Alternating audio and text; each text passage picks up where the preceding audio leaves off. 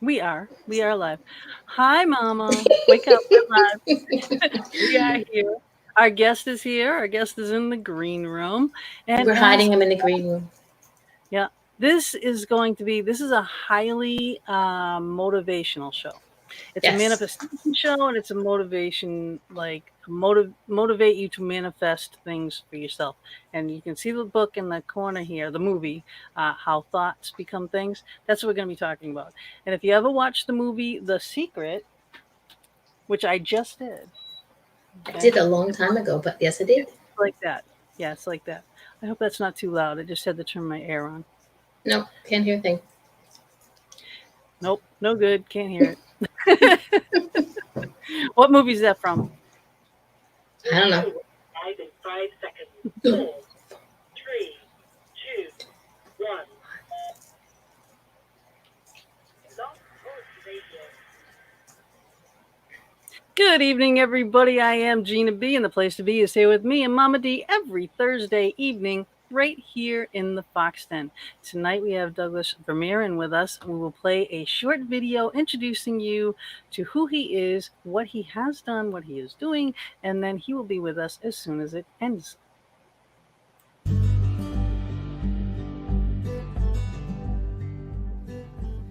Douglas Vermeeren is the producer and director of 3 out of the top 10 personal development movies ever made: The Opus, The Gratitude Experiment, and The Treasure Map.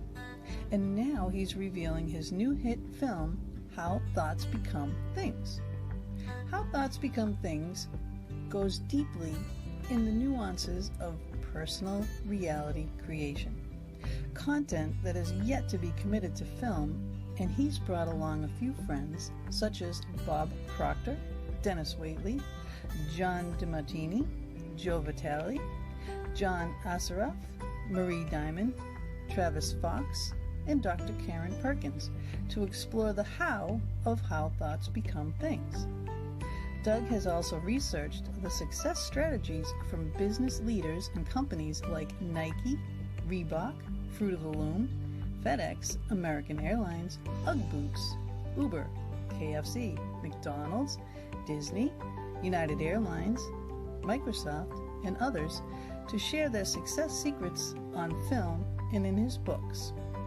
ABC Television and Fox Business refer to him as the modern-day Napoleon Hill.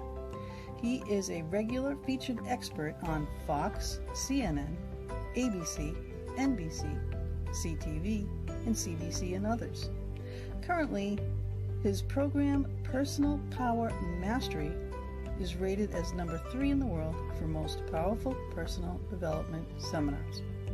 And he recently authored the international best-selling book Personal Power Mastery. We welcome Doug today as we explore how thoughts become things.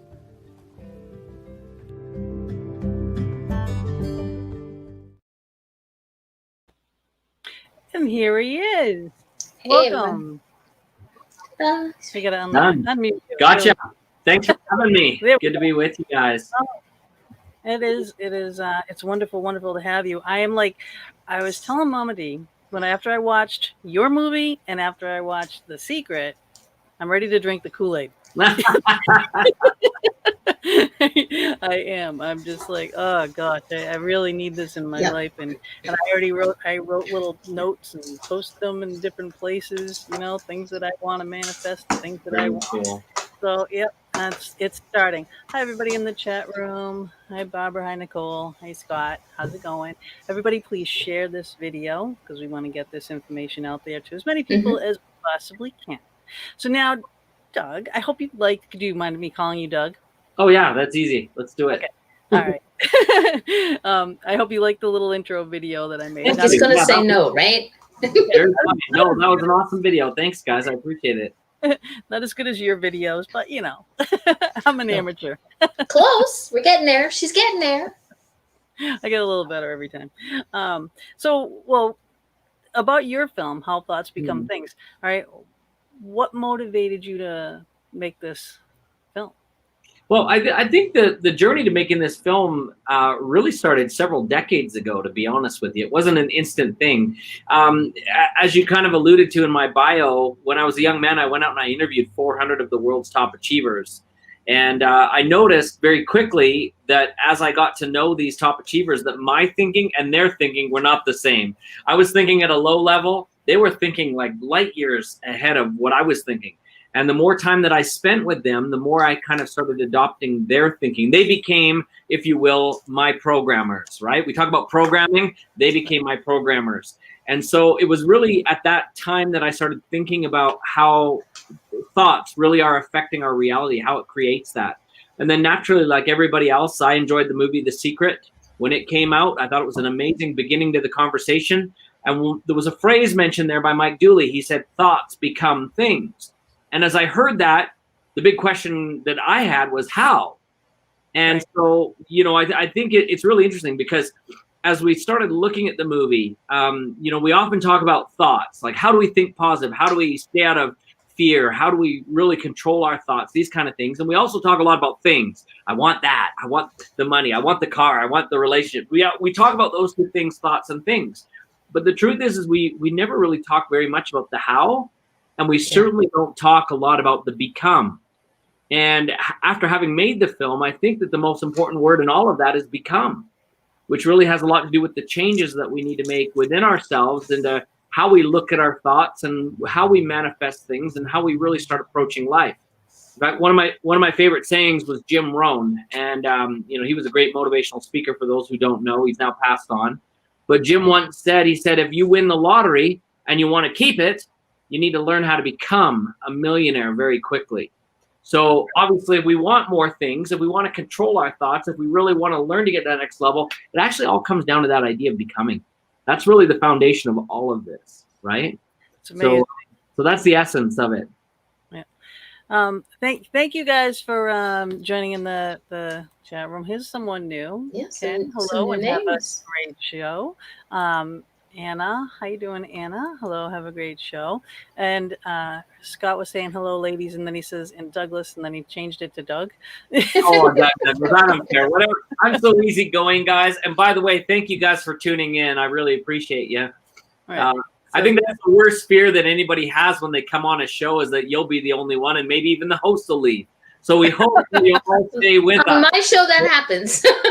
We hope this will be interesting for you. And my pledge is I'm going to do everything I can to share with you the best content and serve you the best I can. So I'm sure that these ladies will tell you, if you got questions, feel free to participate, right? We're all here as a team. Let's do it. Yeah, exactly. And even if you wanted to call in, we actually have call-in numbers. Phone line. Oh, wow. Yeah, so there's a phone line. So if you did want to call in and ask a question, so I could text my wife and get her to call in here quick. So you can do that. You can There you go. She's so only, but there's a condition though. Yeah. If your wife calls in, she has to give us some good dish on you. That's all. Oh my goodness sakes! Heaven forbid. Oh my goodness. Good. All right. So let's realize that we do the shiny ball thing all the time. Okay, but let's reel this back in a little bit. So now you did mention The Secret. So how is the film different and how is it the same? Well, I think one of the biggest things about The Secret, again, is it was a really great, amazing beginning to this conversation. But as you can imagine, in a movie, you can only go so deep, especially when you're introducing a new concept that a lot of people haven't heard about. So, you know, one of the things that we constantly hear from people who saw The Secret is they love that movie. I do too. But it really didn't give them all the tools that they needed. And in fact, a lot of the people who saw it, I think, misunderstood a lot of elements. Like we always hear this, oh yeah, if you think it, you can have it. And if you feel it, it'll come. And, you know, you just got to sit on the couch and imagine a Ferrari and 2 minutes later you'll have it, right? Like the fellow that imagines the parking spots. Well, that's kind of not the way that it works. In fact, as I, you know, not only interviewed the 400 top achievers, but also all of the people from the original film, The Secret, are very close friends of mine. In fact, Bob Proctor's like my grandpa, wrote the foreword on my last 4 books. And Dennis Waitley, again, same thing, right? So I've had a chance to really see what not only was said in The Secret, but what was intended, the messages that were intended. And I think one of the biggest things that I have taken away from it is that the next step to manifesting right, is what we've tried to cover in this movie. So again, you now know really kind of what you want. You have a vision of it. You understand it. You understand that to get the law of attraction working, we need to think. And maybe I'm letting the cat out of the bag about my own movie, but you're going to find out when you watch how thoughts become things, that we talk more about the process than you've probably ever seen before. And it's not all about just your thoughts. In fact, the thought is the spark that ignites everything rather than the direct correlation of think it, it appears. That's not true. That's never going to happen. No, The other thing that I think is what I think is really awesome about this film that most people have is a misunderstanding. When I've talked to a lot of people, like I share the stage around the world with all the gang from The Secret and stuff too, but it's common for people to believe and feel bad about it that I don't think positive all the time. So I'm manifesting crap in my life, right? Or this is hitting the fan and things aren't going right because I can't control my thoughts. Well, the truth of the matter is we're human. And good news is you don't have to control your thoughts. In fact, something that we share a little bit in the film is that every thought, in fact, has a positive and a negative side anyways. Mm-hmm. And, you know, when thoughts come into our life, like let's say, for example, you wanted to start a business, you're going to have a positive thought that tells you, I can do this. I'm capable. I've got the ability. I've got the experience. I've been through the journey and I can do it. But right behind it, attached to that same thought is the negative thought that comes in and says, no. You've never done this. You can't do this. You never will. You won't succeed, etc. And so this joint thought, the positive and negative, really descends now into your life, into your programming, and into your environment, and into the context that it arrives in. And if that context is not supportive, and none of your programming up until now has said, you know, you can't do it, you'll never do this, you're not successful, you don't have what it takes, all of a sudden that negative thought actually has more power. Right. What I thought was the positive, then the positive has the power, right? Exactly. And that's the part that I didn't see until I watched both films, right?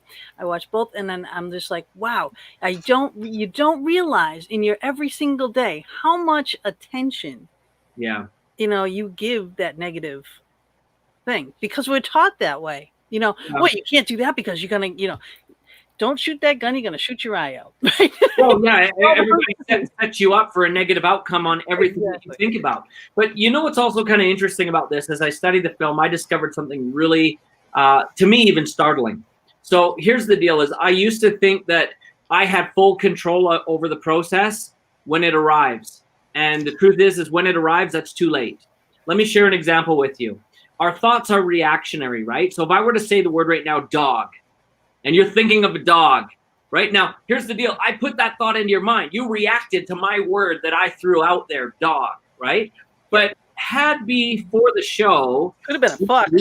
Yeah, there you go. Before the show, if we had said together, the three of us, I'm going to bring up the word dog, but I want you to think right now what the dog looks like, how it behaves, the kind of dog it is, the size of it, blah, blah, blah, blah, blah. And now... later in the show, when I bring up the word dog, you've been prepared. So you've kind of pre-created. You've decided ahead of time what that dog looks like. And I think this is where the problem where most people have is that they never pre-create what they want. When it arrives, that stimulus takes over and it creates a response. Versus you ahead of time saying, this is what I want my relationships to look like. This is what I want my response to an argument. This is what I want my abundance factor to look like. This is the opportunities I'm looking for in the world, so that we can be ahead of time prepared. So when they show up, we're not in responsive. The cool thing is if you prepare ahead of time, even your moments of autopilot are more successful, right? So that we can pre-plan rather than react, and that's a big element of creating what you want. Where you find that movie is right there. Thanks for asking. Thoughtsbecomethings.com. All right. So besides, I'm going to take the phone number off for a bit because I will put this up. Okay. So that is where you can get the movie. And there are 4 altogether movies. We will be talking, mostly about how thoughts become things, but I'm going to ask them a few of the other ones as well, what they are, what they incorporate, into the thing too. Now, there is a bundle package deal, but you got to go online to find out what that is, because they change all the time. So he's not even sure right now. So I can tell you a little bit about what's in it, and I can also tell you about the movies. I've been really blessed. As we kind of mentioned in the beginning, I had the chance to interview more than 400 of the world's top achievers, business leaders, entrepreneurs, thought leaders, etc. And so I decided for our first film that I wanted to make, I made a film called The Opus, and I did that back in 2008. Features people like Jack Canfield and Mark Victor Hansen and Joe Vitale and Marcy Shimoff and just some amazing people. But what I wanted to outline and explain in that film was how to go from the vision of what you want to making it a workable plan and then ultimately performance so that you can do it, how should we say, unconsciously without thinking about it, that your success will arrive. So that film's really quite cool. Actually, Random House picked it up as a book. They did 23 languages worldwide. It is second to The Secret. So it's right up there, but it did very, very well in Europe and Asia and other parts of the world. But in North America, we really didn't push it that hard because The Secret was doing so well. But a lot of people, in fact, even liked it better because it's got a story that goes through it. So you might enjoy it. You might find it kind of fun. The second movie, The Gratitude Experiment, was interesting because when I went out and I interviewed the 400 top achievers, as you can imagine, I started comparing a lot of the success books that were written and seeing what a lot of other people taught about success. And the one thing that was really startling is when I interviewed people like Oprah and got to people like Richard Branson and Mark Cuban and all of these big names, I noticed that they practiced gratitude in their life. It was a really important part of their life. But there's very few success books that actually talk about the principle of gratitude. In fact, they don't even really understand it well enough to articulate how they use it. And so we decided to do a movie on gratitude, and that features Bob Proctor and John Gray, who did Men Are From Mars, Women Are From Venus, and just some really great people. And then naturally, one of the things that happened to me when I was a 19-year-old is when I started my interviews with the top achievers. And I wasn't a very smart 19-year-old, and I was raised in the rat race. So my parents were heavily entrenched in what I call the poverty pattern. And I was destined to repeat the same. I wasn't smart. We were all broke. But as soon as I started hanging around with the top 400 achievers and learning from them, my finances escalated like insanely crazy. In fact, as a 19-year-old in my first 6 months, I did $1.6 million. So this movie talks about money, the treasure map. So if you're interested to learn about how to make an extremely large amount of money in practical ways that really works. And again, a lot of people say, the law of attraction is really airy-fairy and woo-woo and all that kind of stuff. Well, the law of attraction has a very concrete part, a very predictable part, a very results-driven, action-based part that not a lot of people understand. And that movie, The Treasure Map, talks about it. And by the way, one of the things I found in interviewing the top achievers is that a lot of the things that they do versus what a lot of the gurus teach is completely different. So for example, one principle you hear is that you need to take massive action, right? I disagree. I don't want anybody here listening to this to take massive action today. That just is a waste of time, and it can take up so much of your life. That's why people are staying up late, waking up at the 5 a.m. club, hustling between, doing the grind, all these things. Instead of taking massive action, I want you to take deliberate action, which is something very different than massive action. We take calculated action to create outcomes that we desire. And the more we can fine tune and measure our actions and see how effective they are, we get more out of life. Now, let me share my definition of rich is not just the money, it's getting your time too. So if you can learn how to have deliberate action rather than massive action, you're no longer busy. You get both. You get both, right? And very few people are talking about that. So yeah, those are the three movies that are there. And then of course, How Thoughts Become Things, which we're talking about today. That's fantastic. Like I said, I'm drinking the Kool-Aid. now I want our Kool-Aid ends better than the Jones Pound Kool-Aid. I promise you that. Yeah, definitely, definitely. But that's better. I know it will, and I'm gonna try to get rid of a lot of my negative when I start thinking of things. I mean, I've been a business person. I think I only worked for someone else twice in my entire life. When I was a teenager, and I've been, on my own. But I busted my butt. Because I'm too into my head. So you have to get out of that and learn to, accept that others can do this stuff for you Well, it's interesting that you say that too, because I think people underestimate the importance of the influences around us, right? We become like the 5 people we spend the most time with. So most people look at their programming as a child and they say, oh, I had a hard life. My mom and dad basically had vendetta against me. My siblings hated me as well. Life was tough. The community was hard, blah, blah, blah. And we have like, what is it? Everybody comes from a dysfunctional family. Let's get over it, right? But the truth is most people think that their programming ended there. The truth is your programming is even ongoing now. As you're listening to the show, you're being programmed. So that idea that you become like the 5 people you spend the most time with, I want to point out that that's current tense. So we can reshape anything. In fact, science has proven that new neural pathways are forming in our brain every second of the day. So we can recreate who we want to be and how we want to be it. I think it's really interesting, too, that you also mentioned I got to get rid of the negative thinking. You know what? Negative thinking actually serves you to some degree as well, because it lets you know where you don't want to go, and it keeps you safe, right? So there's purpose to it. But though, it interferes with the positive to manifest the reality. Only if you let it. Only if you let it. And this is where it comes into this idea of influences, right? So here's the deal, is most people rise to the standards of their peers. If you are hanging around with people that you value and that value you and that believe big things, you'll rise to the level of the group that you hang out with. That's why when you were in high school, your mom said, be careful of your friends that you hang out with, right? The truth is your mom should still be saying that. Hang out with higher business associates than you. In fact, here's something funny one of my mentors said. I thought this was hilarious when I heard it. He says, you're never going to do $1 million deal at a $10 breakfast. Well, why is that? Well, it's because everybody at a $10 breakfast is thinking slow, low, and no. That's their answer. That's the way they look at things. Nothing can work at the low levels. So what you got to do is you got to find the higher level people. You got to find people that really believe in you and can open doors and really kind of spark you to think bigger, to look at possibilities. And it's like a muscle. The more you train to look at possibilities, the harder it is to kind of see things negative. And if you do look at things from time to time negative, you don't stay there very often. And your negativity that's there is generally very constructive, because you look at why not instead of I should not. That's a different kind of question, right? Exactly. Totally. Yeah.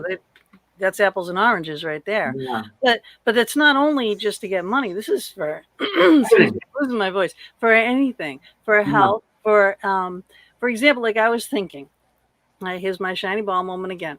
I moved from Massachusetts to Pennsylvania. I call it Pennsyltucky. I should do that more when you take a drink. But the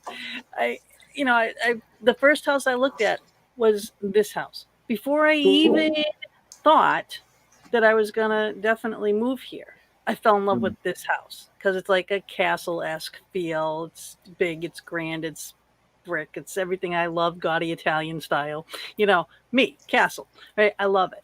So I'm like, all right, well, this is what I want. I want that house. I will move. And it was, the end of the year. I had 2 businesses, active. I'm like, okay, I have to close my businesses. I got to sell my house.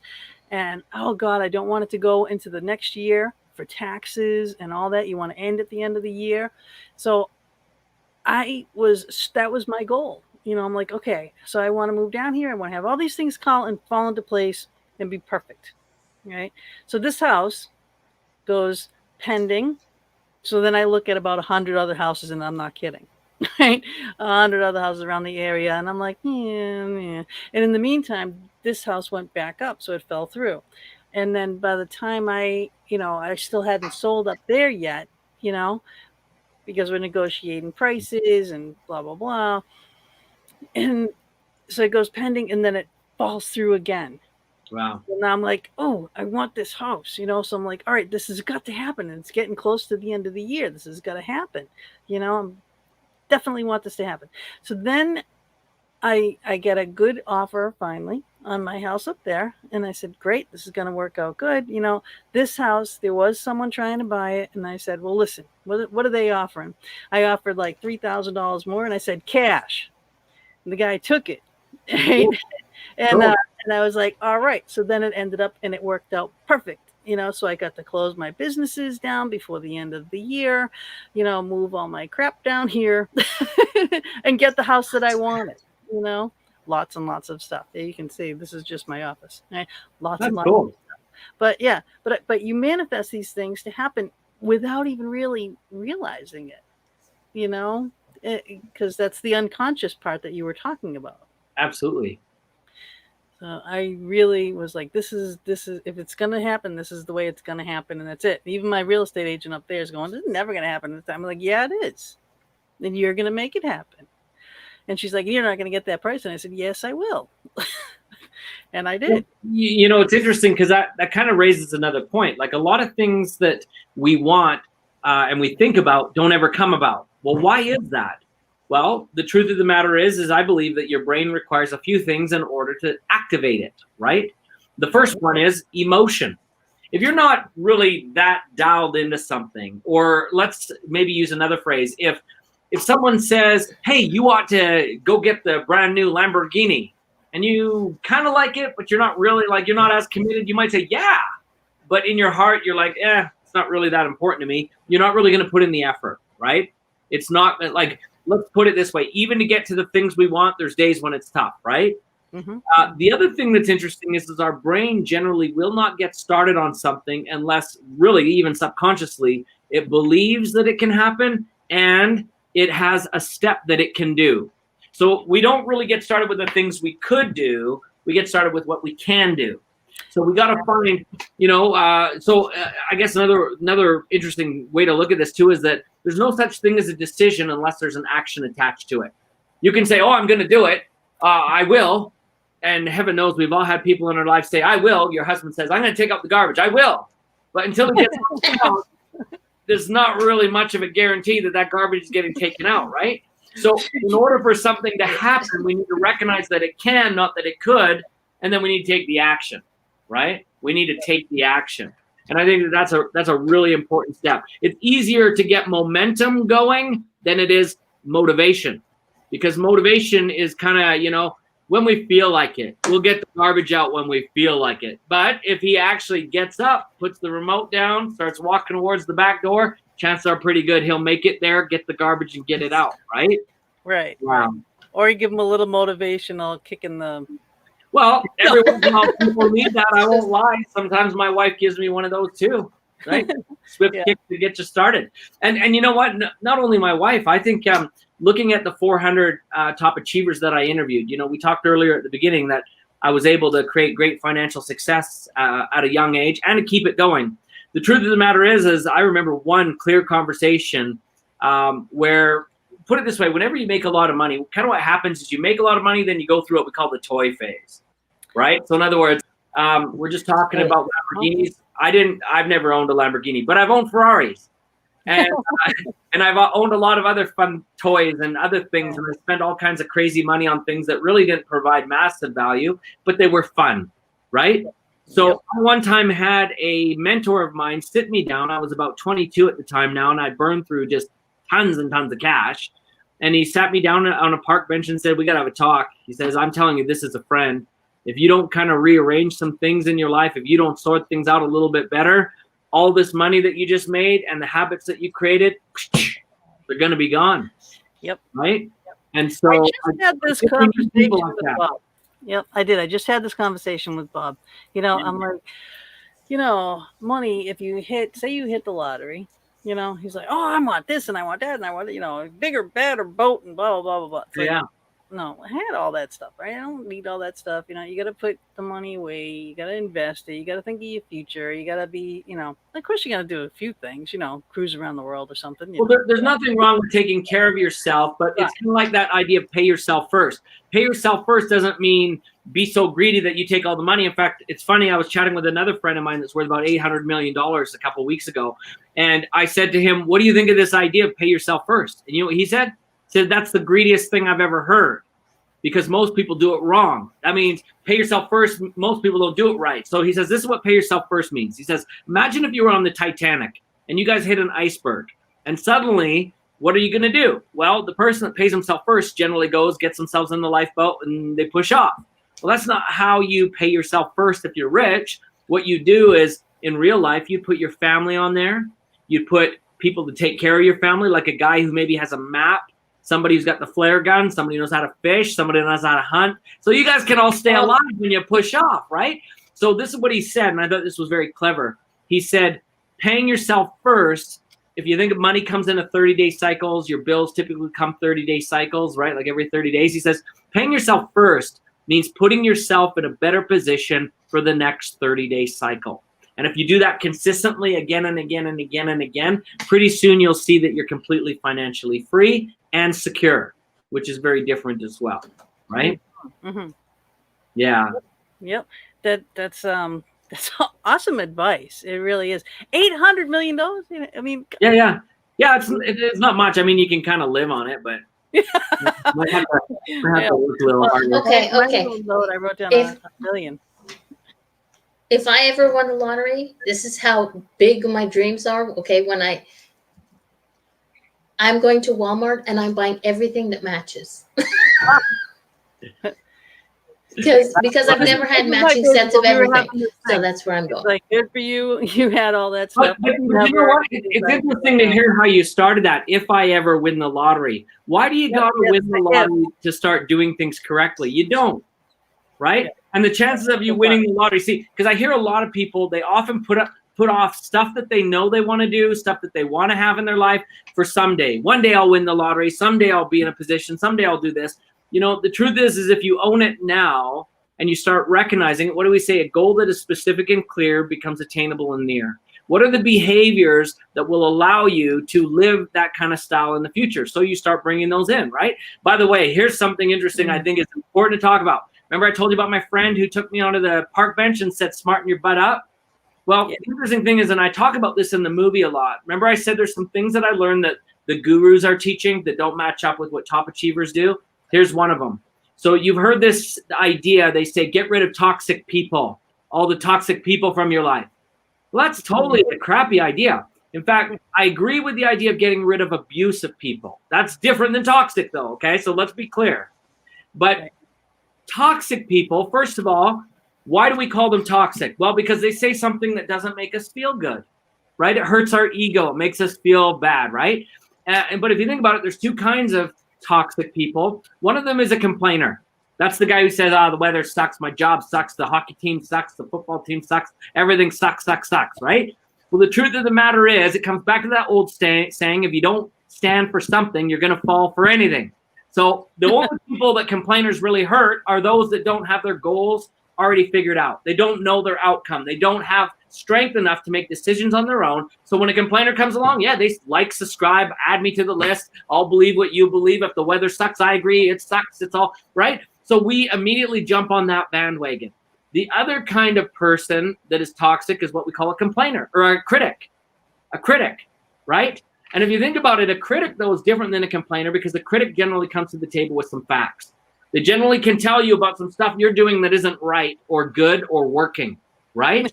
But we don't want to hear them because when a critic comes, and let's face it, most critics are just really bad communicators. So when they tell you stuff that's true, they never say it in a way that feels good. So we resist. It's our ego that says, no, right? But the truth is, if we listen to a critic carefully, oftentimes there's some really good tools there. In fact, I'll never forget when I was first starting out as this 19-year-old, I had, again, also an individual worth a heck of a lot of money. I think at the time, he might have been worth close to 2 or 3 billion with a B, okay? And so I wanted him to invest in a business that I was thinking of starting, right? I mean, he's got lots of money. He'll invest in me, right? I'm a nice young guy, 19. I got lots of future. So he says, put together a business plan. We'll go for lunch. So I went to the library, pre-internet days, went to the library, built myself a business plan. My idea was thicker is better. So I built the biggest business plan that you could possibly build. And then I met this guy for lunch. And I'll never forget. He kind of looked at one of the pages and he said, you probably want to change this.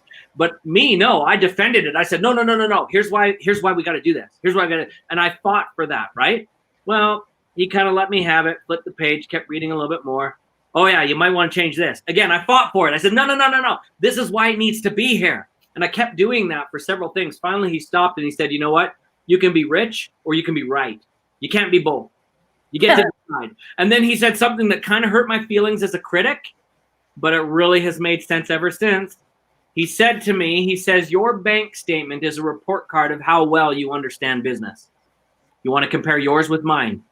And I said, no, sir. And he goes, then are you ready to shut up and listen? And I said, yes, sir. And that makes all the difference. And I think that people talk about getting to their goals. They say, what's the difference between tenacity and stupidity? Well, if you think about it, stupidity is being in a room, trying to get to the next room, right? You're in one room trying to get the next one, and you bang your head in the same place again and again and again and again and again. And somebody comes up and says, can I help? And you're like, no, I got it. And what it is, the person who always does what he's always done is going to always get what he's always gotten, right? Yeah. But if we look at what a tenacious person does, they'll try here, ouch, that hurts. They'll try a new spot, right? Bang, they'll try there, they'll try here, they'll try everywhere. Suddenly someone will come by and say, by the way, there's a window or a door down here. And you'll say, please show me, right? Yeah. And so we're teachable. Yeah. That's the difference between tenacity and stupidity, is we're teachable. And the problem with most people, they label everything that could teach them as challenging and toxic. So they say, we can't hang around toxic people because they're trying to teach me something. What I'm doing right now is not working, but I don't want to hear it. That's toxic. And so this is the big thing, I think, that keeps a lot of people from being successful, right? Mm-hmm. Saying it like it is. Watch me get some hate mail now. No. Probably will. That's okay. No. They have to go through us first. I welcome it, because if you've got something I need to learn, I'm okay with being taught. I'm okay. Yeah. Well, I have a good friend who says that if you're a hater, if you're following me and you hate all the stuff that I do and you dislike this and you talk bad about that, it doesn't matter, because you're still following me. You're still trying to learn something from me, even though you won't admit it. And it works the same way the other way around. Well, you know what's also kind of interesting is I always say, give your haters so much value they change their mind. I think that's important too. Why do they hate you? Because they don't really see what's going on. There's either things they don't understand or they're not willing to understand. So a hater is a sign of a person that's not teachable. The other thing that's kind of interesting also, if you think about haters, it's so crazy, because there's a quote that I saw the other day. I actually really love it. It apparently was attributed to Mike Tyson. He talks about social media, and he says that if you weren't able to make a quote anonymously, you wouldn't, because then you get a punch in the face. And I think this is the problem with most people too, because they can hide behind a computer screen. It's very easy to say what others are doing wrong when you're doing nothing, right? Yeah. So I don't know. I'm just going to say I don't hate anybody. I actually have a lot of respect for people that have the courage to follow their dreams, even if they don't make it, right? Yeah, what's the worst that's going to happen?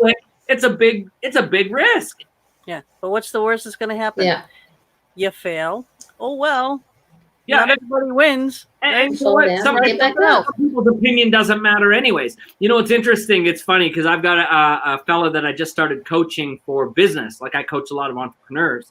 And he was like, well, I got to, I'm really curious what my competition is doing. And I want to, kind of win their favor. And I want to be a peer with them and all this stuff. And I'm like, has your competition ever cut you a check?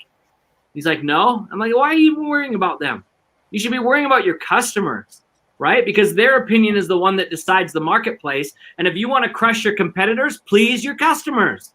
Because your competitors can't survive unless you give them customers. If you come in there and you take everybody away, right? Because you're doing such a good job, that's the best way that you win the game. Mastery equals monopoly. Get so good that you're the only choice. You're the only one that anyone wants to do business with. By the way, I love what Ashley's saying here. Support the risk takers and the game changers. I'm going to take it one step further. I love your comment, but I'm going to say, don't just support them, become one. Join the risk takers and the game changers. Exactly. Be one yourself. She is a risk taker. Yeah, and I'm so glad to hear that. That's awesome. Yeah. I mean, the thing is, like, what I like about this whole thing is, you don't have to have the $1 million to act like you have $1 million, to believe that you're living in that lifestyle. That's the lifestyle that you want. You want to be a millionaire. You want to be a billionaire. Then you start today. But can I share something that's really important? Don't subscribe to the idea of fake it till you make it, because that's a lie. No, and here's the deal is, again, if you're not teachable, you'll never make it. I was recently at an event before COVID, pre-COVID. Everybody's life's pre-COVID, right? So I was sitting at this event pre-COVID with a friend of mine who is a billionaire. Just a 1B this time, right? And as we were sitting there at this event, this fellow took the stage, and he was obviously not legit in who he was. And this mentor turned to me and he says, "Don't you ever act bigger than your britches." Now, here's the other thing too, is that old people, old eyes always see better. So always listen to the old eyes. He said, "Never act bigger than your britches." And I kind of laughed and said, "Well, why is that?" And he goes, "Because I'll never help a guy like this. He's a fraud. That would hurt my reputation. If it ever came back that this is the guy that I had helped get there and he screwed everybody over, I wouldn't want to be part of that." And then he said this, which is really funny. He said to me, he goes, "You don't want to be thought of as the guy that brought the person to the pool party who peed in the pool." I don't know. It's funny. He said, "So you don't want to fake it till you make it, because the wealthiest people will not help you." So here's the way you want to approach that instead. You say, "This is my mission. This is where I'm going. I'm not there yet. Please teach me and help me." And then become a really good student. That's the way to get mentors at a high level. Yeah, and don't be in the pool.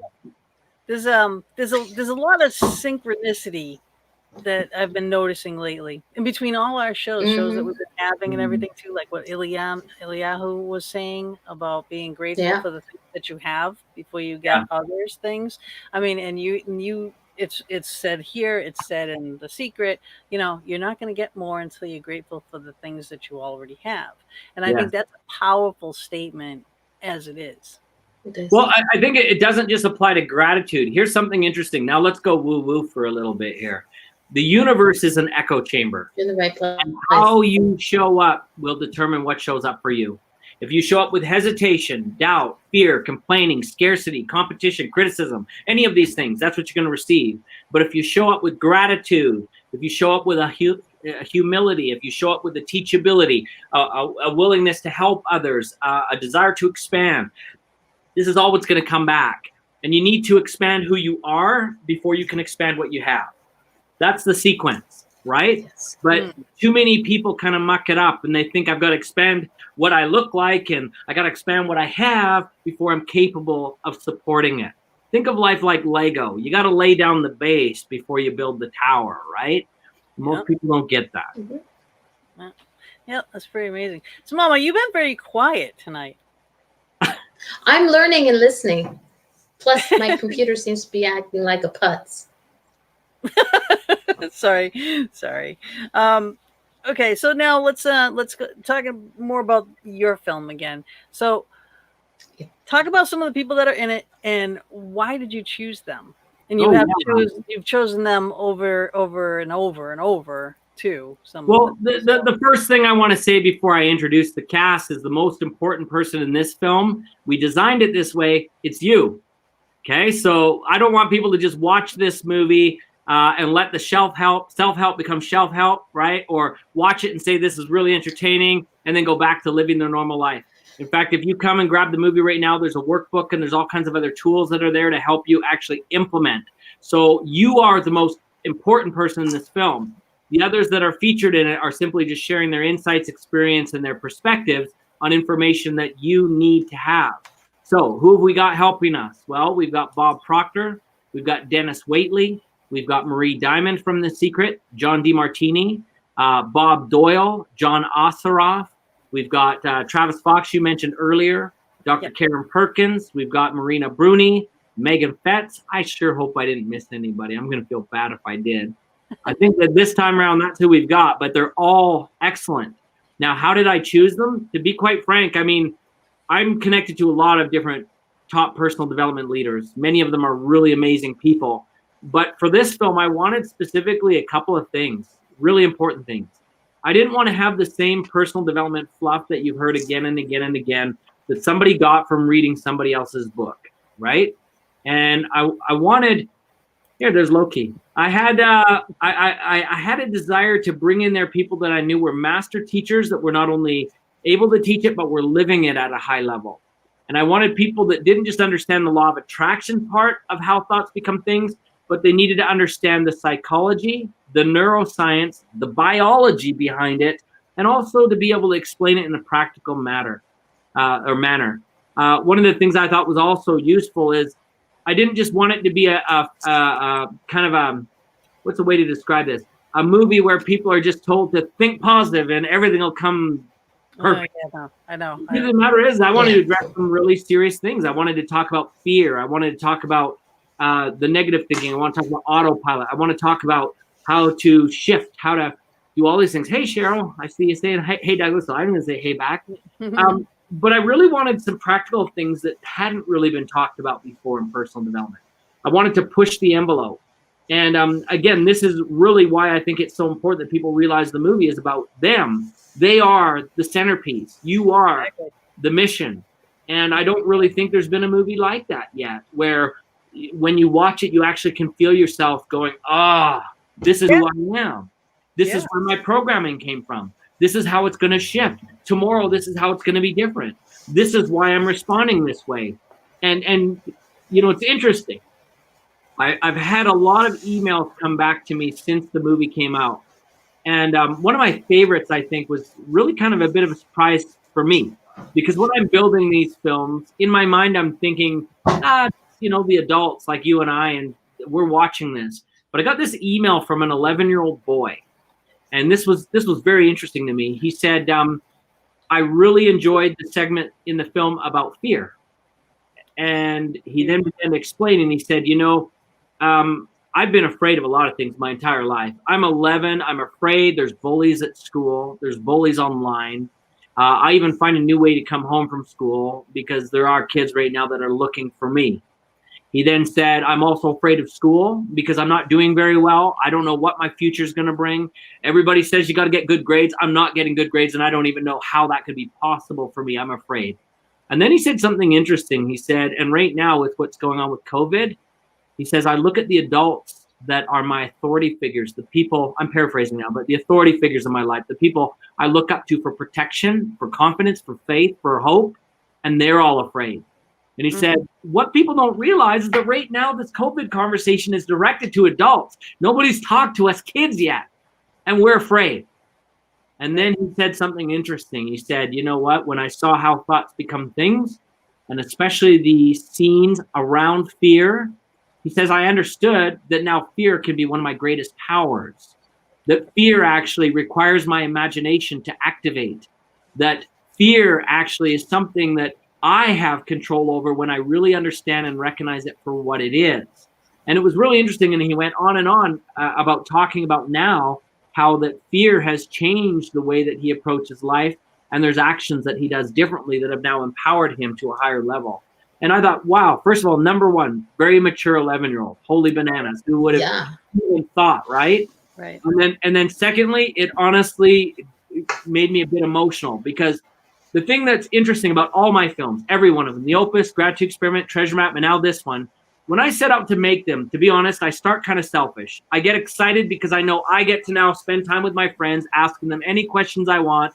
I can interview these guys, like even with Bob Proctor this time, we spent about a day together. It was awesome. So I'm selfish when I start. But when I'm assembling the movie, I'm trying to make the best movie for everyone so that they can be taught, right? Like they can understand, they can grasp the concepts. But never once during the film am I able to predict who and how it will touch people. And that's always amazing to me. I've had just incredible experiences along the way with all of these movies, with people that I never ever had would have come in contact with or known. Or in fact, I was at an event in London, England, not too long ago, again pre-COVID, and they invited me to speak at a big event called the Best U Expo. And after I'd finished on the stage, this fella came up to me and said he was from Slovenia.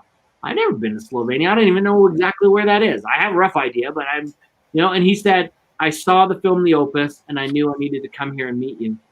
And then he told me his life story and some of the things that he'd been through and all of the things. And wow, like there's some amazing people there. But I had I didn't know how I was going to touch them. I've even had, in fact, there's one young man I'm thinking of who was in kind of the Antwerp, Belgium area. So the Dutch speaking part of Belgium. And he and his dad came up to me at an event. And basically, long and short, the story was this young man was addicted to drugs and was going to kill himself, and then ran into one of our movies, and it changed things for him. Now, I don't think that was just me. I think that was a combination of all the people in the film. But wow, what an honor to be part of something like that, right? Yeah. Oh, because it does. It Yeah. changes your whole mentality. Because you start out watching it, like I start out watching it because like I had to because I'm going to be interviewing you. Yeah, it's a homework assignment. Right. Yeah. Yeah. Just like I have to read a book, or two every single week, for my guests, and I like to do it right before the show, so it's fresh in my mind. So there's my mentality when I sat there, and then I was like, I want more. By the time it's done, I want more. It worked.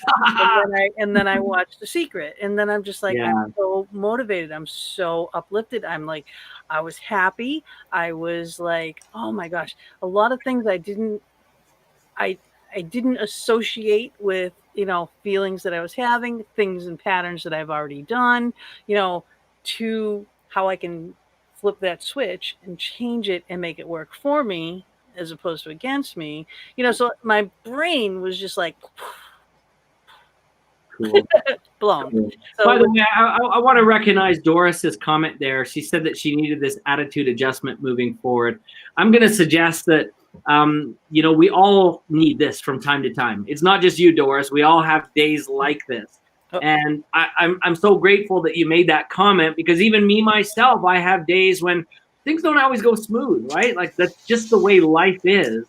But I think it's so important that every once in a while we have people around us, a support group, a support mechanism, whether it's the ladies on this show, whether it's films like what we've created, or other people. Bottom line is you find who you resonate with, right? You find the areas you resonate with. And when you get their vibe, you become part of their tribe. If I can serve you, I'm grateful for it. But it's not about me. It's about you. And even more important, it's finding those support networks that we all need to lift each other higher. Here's a funny story, if I can just tell you one funny story about creating success. Now, again, when I was a young man, I started meeting with these millionaires and billionaires. And I met with this one fella, and I wanted to start a business. I had such a great idea to start a business as a kid. So anyways, I met with him, and I started asking questions. How should I find the customers? How should I find the demographics out? How should I get the distribution? How should I do the production of this? How should I do this? And I'll never forget, he just kind of stopped there for a minute. He goes, I can tell you're going to start a small company. I was like, so offended. I was like, no, this is going to be the biggest thing ever. And then he's pausing in, and he goes, no, this is going to be a small company. And I said, well, what do you mean? Why would you say that to me? And he said, well, it's because you're asking selfish questions. And I said, what do you mean by that? And he's like, you're asking all the questions. How can I? How should I? What about I? And he says, if you want to create something big in your life, and I'll expand this, doesn't just mean business. This is everything. You want to have bigger relationships. You want to have more abundance. You want to have better health. You want to have better connection to spiritual things. You want to be greater self-esteem. He says, you've got to stop asking selfish questions. You've got to ask the who questions. Who can help me with this? Who can open these doors? Who do I need to meet that's going to be a better influence on me? Who can help me see myself in a better way? That's it. Even in business, who has my customers? Who can support me with this? Who can build the technology I need? The more jobs that you give yourself, the more likely it is that you're going to fail. And by the way, remember I said earlier that there's a lot of things the gurus of today teach and then the top achievers do that are totally different. Here's another saying you've heard: if it's meant to be, it's up to me. That's the worst advice in the whole world ever. If you think about it, we've been trained to think that it's one person. You watch the Olympics, it's one guy standing on the podium getting the medal. You watch the Academy Awards, it's one guy collecting the statue. Whatever, fill in the blank, right? The truth of the matter is if you saw behind the scenes, you'd know that every Olympian has a team, a coach, nutritionists, sponsors, and a family. The list goes on and on and on. No one makes the journey by themselves. The same with the guy winning the Academy Award. I've made lots of movies. I promise you, they've always been made by a team. I'm here taking credit for this movie. The truth is I've got editors and I've got other people that have made the music and done the lighting and run the cameras. And I don't do everything by myself. That would be absurd. But life tricks us into thinking that if it's meant to be, it's up to me. No, getting started is up to you, but you better darn well quick start bringing in other resources to make you bigger and better than you are. Average never creates extraordinary. What we need to do is find extraordinary people, extraordinary things, extraordinary influences that can help us to get to higher levels. And the more that we can do that, like life is really about assembling better teams. That's everything in life is about that, right? Even like if you're married, you find a partner that's going to work with you to become better, right? You don't want somebody that you're going to partner with that's going to drag you both down, right? We want to always build better. And so, by the way, there's the Personal Power Mastery Seminar in a nutshell. So there you go. You got the whole thing right there. That's awesome. I'm kidding. There it is. You don't have to go now. The core, right? That's really the core. Yeah. Oh my gosh. Well, it's like you have to learn how to delegate. Well, you know what? Not necessarily just delegate, because most people look at delegating as giving the job away. The truth of the matter is you need to still be involved. That's maybe the personal part of Personal Power Mastery. So it's not delegate and stand back and observe and supervise from a distance. It's actually be part of the team. Right. You're there alongside everyone else. Yeah.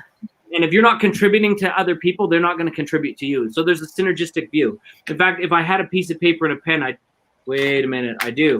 So you've also heard, I just want to make sure I'm not drawing on one of my baby girl's pictures. She'll kill me. Okay. So oh yeah. You've heard a lot of people talk about how you've got to build your passion. Let's see here. Am I getting there? Your passion and your purpose. Here we go. Passion and purpose, right? And you hear all the gurus say, focus on your passion and purpose. Focus on your passion and purpose. You'll be successful. Well, what's interesting is Warren Buffett said it this way. What you love about you. Doing my book. There you go. But listen to this before you get all excited about that. Warren Buffett said what you love about you is your hobby. What others love about you is your business. And the problem why so many authors, speakers, coaches don't have any clients, because they're focused only on themselves, their passion, their purpose. So here's what you need to do. I'm drawing a second circle here. Let's make sure I can share this right. You notice I did the second circle and it overlaps. Let's make sure you can see that. Can you see how it overlaps? Yep. Yeah. You want to find success in life? You've got to find that sweet spot in the middle that overlaps, right? Yep. And that overlap is where everything happens. You'll become more profitable. You'll become more fulfilled, everything. In fact, even more important than the money is the validation. Because if you start out in life and you're just focused on yourself, like let's say my passion purpose is to coordinate my Beanie Baby collection. Nobody gives a crap about that. And so if I try to sell a program about that, no one's going to buy it. If I try to get other people to buy into my idea of this Beanie Baby collection, nobody cares. But if I find now something that I love and that others love, I'll work harder. And even when it's tough, because even the stuff we love to do, there's moments when it's tough, I will receive validation. I will receive support. I will have a community around me that will lift me and build me. And so the key is don't be selfish. Don't just look for your passion purpose. Look how you can serve others that get you. And don't worry about pleasing everybody. Don't worry about haters or critics that are there without purpose. Look for ways that you can be valuable to those that get it. Yeah, and try to stay away from hiring family. That was like part of my downfall. I felt bad for my family and giving them jobs in my my business and stuff. And then you feel like you have to, call them. It's like it's opposed to hiring someone that can just do the job. So be careful on what you do too, and your choices that you make. Be smart. That's all. What time we got? Yeah, here? She took me. We got 4 minutes ish. Okay, before we got to take a little 3-minute break. We got about 4 minutes ish. So she always reminds me of that. But I mean, this is so much to think about, and I hope you guys are seeing this banner that's going across the bottom here. Okay, so www.howthoughtsbecomethings.com. Right, you can see all the films there. I'm sure there's descriptions there. You can get this one here, How Thoughts Become Things, from only $19.95. And believe me, it will change you. It will change your attitude. It will change the way you're thinking about everything. Everything. It's amazing. Totally amazing. All right, I'm like, all right, some of these things here. Let's see. I was not happy going back to the 7th grade after college, helping my 12-year-old daughter. Okay. I don't know what that was in reference to, but I'm glad they brought up the kids, because what about, the parents taking and getting this movie, watching it themselves, and then bringing the children in, and sit down and watch it again with them. Like, watch it for yourself first and then bring them in. And the younger you can start this kind of mentality, the better. Look, he says he saw the opus. Thank you. He loved it. He said it was brilliant. It's a she. Actually, that's Sharon. Oh, okay. It says Loki Trout. Yes. But it's just it's a a different name she put on the No problem. Facebook. Thank you for that. We had fun making that. Actually, you know what's really funny? Just a little trivia about the Opus. The little boy that you see at the beginning was actually my son. And the housekeeper that lets me in the door at the beginning, because I'm the reporter as well, that's my wife. And in fact, the very first two extras that walk behind that little boy when he's on the boat, that's my mom and my daughter. So we had lots of family on there. Yeah, it was really fun. Lots of cool stuff there. Oh, well, that's awesome. That's awesome. Well, you know what? Why don't we do this? Why don't we take our little break right now, and we come back. If you guys got questions, then start thinking about them, and we'll be back in just 3 minutes.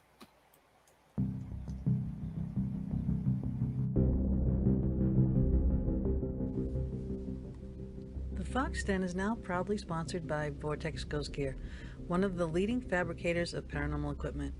Bob Christopher is the founder and creator of Vortex Ghost Gear. He has decades of investigating, starting with his team at NAPA, and as lead in the popular local TV show Ghost Detectives, he has experience of how spirits could be seen or heard. Using this knowledge, he has manufactured equipment for specific scenarios of spirit manifestation and communication. He is the only manufacturer of the popular lifelike trigger prop cats and dogs.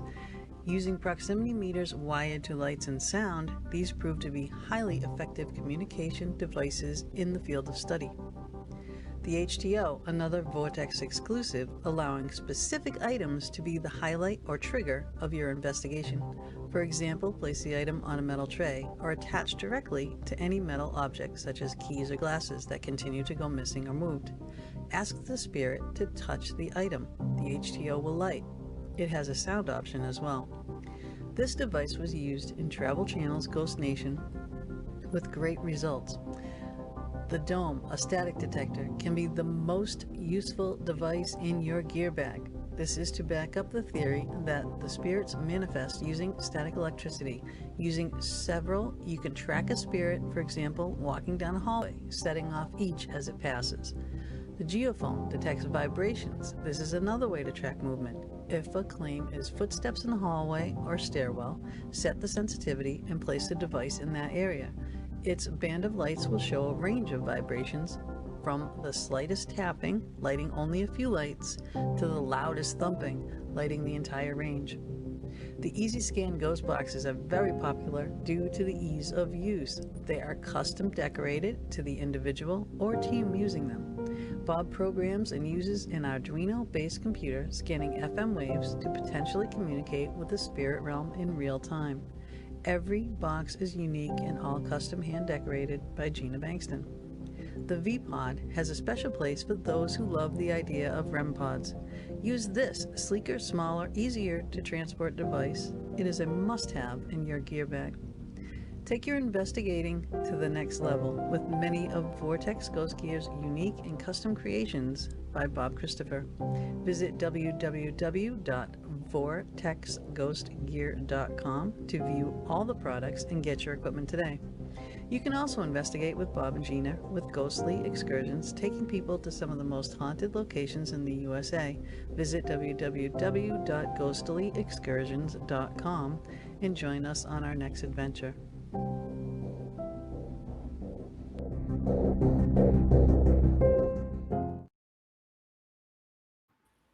And we're back. Yes. So, Mama. Yes, I have a question. Would you like to ask the next question? Yes, I do. What should one look for while watching the film? What should one look for while watching the film? Wow, I think that's an interesting question, and the answer is going to be probably different for everyone. It's kind of like, what's a good way to answer this? I think it's one of those things where what you find in the film is what you kind of bring with you a little bit. And maybe that's why we've decided to do the workbook, because I think sometimes when people watch a film like this, they don't really necessarily watch it with a specific intention in mind at the beginning. And they should, right? And so if you're using the workbook, and you know, a lot of people I've talked to, they've kind of watched it first, then they've watched it again with the workbook, which I think is probably a smart way to do it. Yep. So you know the map before taking the trail, right? And Yeah. along the way in the workbook, there's moments where we ask you to pause the video and to do some things. And I think that that's really what's going to help you get what you need out of it. Now, what will you find in some of those exercises? Everything from recognizing some of your programming, having an awareness of where your thinking has stopped you in the past, having a recognition, in fact, about what some of your influences are currently that are shaping your thinking. I think one of the things that was useful for me was also to start recognizing something called the law of probability, meaning the distance between where I am and where I want to go and what I can do to increase the chances that I'll get there. So there's a lot of tools like that I think are highly valuable in the film, but definitely use the workbook. And it's free, by the way. The workbook is free. You get it when you get the movie. So That's the next thing I'll get then. Because I'm the type of person who, like, when it comes to a book, I'll read it once to read it, and then I'll go back to it because I know that there's important things that I missed. So the same way for a movie, I'll watch it like the first time and it just kind of like floats in there. Certain things will stamp out, but then the second time I watch it, I have more of an idea of what I'm watching and why I'm watching it and what I'm looking for. Yeah, and to be honest with you, I think it's like anything. Actually, I was chatting with Bob Proctor once, and he talked about one of the most important things people can do for their success is learn repetition. So in other words, to do things habitually, because we're trying to create new habits, right? So it makes sense that you'd want to return regularly to the things that empower you, whether they're books, movies, seminars, audios. You want to return to those things so that it becomes second nature to you. In fact, one of the things that I think is really kind of a cool thing for me, because obviously I kind of get the privilege of going through all the transcripts for these films. And so by the time I'm done with the editing and the selecting of what goes in this film, I probably know the film better than anyone on the planet, right? And it's interesting to just notice how when I'm in my groove of making the movies, it's almost instantaneous manifestation of anything I want because I'm living it so closely, right? So I think that the more that we can kind of dive into the things that we know that we want and need, the more important it is to us. And by the way, here's just an interesting observation too about that. If you really want to understand what you value most right now, because what you value most dictates a lot of your manifestation, right? We're all wealthy. It just appears in the form we value most, right? We will not procrastinate with the things that we love and value. We will not put them secondary. We will not sacrifice them. We will not let them go. So again, you really want to know where your priorities and values are? Well, just take a look at what's appearing in your life right now, because that's really the creation of it, right? So we need to look carefully at these things, I think, or more carefully. Yeah. Are there things that thoughts like can't manifest? Are there things that we cannot manifest? Is that what you're asking? Yeah. Well, it's interesting that as we were talking about this for the film, one of the things that we realized is that things, like this idea of things, actually all exist. We actually don't really manifest them in the sense that we're creating them, right? Like, so for example, back to this idea of a Ferrari. If I'm going, Ferrari, it's not like all the pieces are forming in a jungle somewhere and then all of a sudden they're reassembling themselves together and driving themselves to my front lawn. That's not how manifestation works, right? But the way manifestation works is all of a sudden the universe, or whatever you want to call it, opens up clearly opportunities for us to advance towards that thing. In other words, to increase the probability that that thing could come into our life. And so is there anything that we can't manifest? Well, if we're open to it, we believe in it, and we're willing to take the step, and we're willing to start working towards it, yes, we can. I believe we can manifest anything. Now, here's the other thing that's important about that, though. One of my favorite books is 7 Habits of Highly Effective People by Stephen Covey. Stephen Covey once said, many people climb the ladder of success only to find that it's leaning against the wrong wall. Isn't that an interesting quote? So before we say we can manifest anything that we want, we've got to understand what it is that we really want. And a lot of the times, the reason why certain things don't appear is because they're not truly what we want. We say, man, it'd be nice to have $1 bazillion. It'd be nice to have the nice house and car and things. But then when we look at what we really want, sometimes there's other things that our values appreciate more. We connect with more. Yes. Right? So I think that that's an important consideration, that, sometimes you don't really know what you want until either you've got it and it was wrong, or you've got it and you see what you missed. Right. See, a lot of people now, though, our lives are so busy. Everyone is stuck in their routines, and they're doing their every single thing every single day. They got it. Well, not so much during COVID, but regular times. Yeah, right? I think that's COVID. That's a good thing about COVID. It's giving us that break. It was a big reset for everybody. Yeah, so that was positive for sure. So this would be a good time for people to do stuff like this, But in the regular world, people are just like constantly busy, constantly got to drive here. You got to drop the kids off. One's going to be on this side of the planet and the other one's going to be on the other side of the planet at the same time. Right. So you got to figure out, how is this going to work? For all these sports, all this stuff with the kids, all this stuff with work, all this stuff with the relationship and everything else. Just slow your brain down. All right. That's where I'm going to write a book. It's so funny that you say that, because I did have this conversation with another one of my friends the other day. And the interesting thing is everybody says now it's the busier time. We're so hectic with everything going on, blah, blah, blah. Do you want to know something? They were saying that in Roman times, like way back, that it was hectic. There's lots going on. Like, we've been saying this as a human race since the beginning of the world. The truth of the matter is we as humans have a tendency to, whatever the job is, we expand it to the time we have to do it. That's just the way that we've always been. So what's the real question? It isn't, are we busy? It's the question is what you choose to do with the time you have. This is interesting too, because as I was talking with this friend, do you remember when you were in high school and they gave you an assignment and they said, you've got 30 days to come up with this book report, but we didn't do it. We didn't do any of it. But the night before, we were able to jam in 30 days worth of work inside of that whole evening. And the next day we were able to present it to the class, and we got through. So here's the thing. You've heard them say that we underestimate what we can do in 5 years. We overestimate what we can do in a year. Don't worry about 5 years and a year so much. Worry about what you can do today. And just remember that you can do 30 days worth of work in one day if you just get your butt figured out and get focused. And I think this is that's the point that I was trying to get to. Is if you write things down, writing is a huge tool for people because they get too much into their head and there's too much going on. It's like, all right, well, just write it down. Here's all your list of things to do. And can you do it all at one time? No, but you can do this one. You can do that one. You can do this one.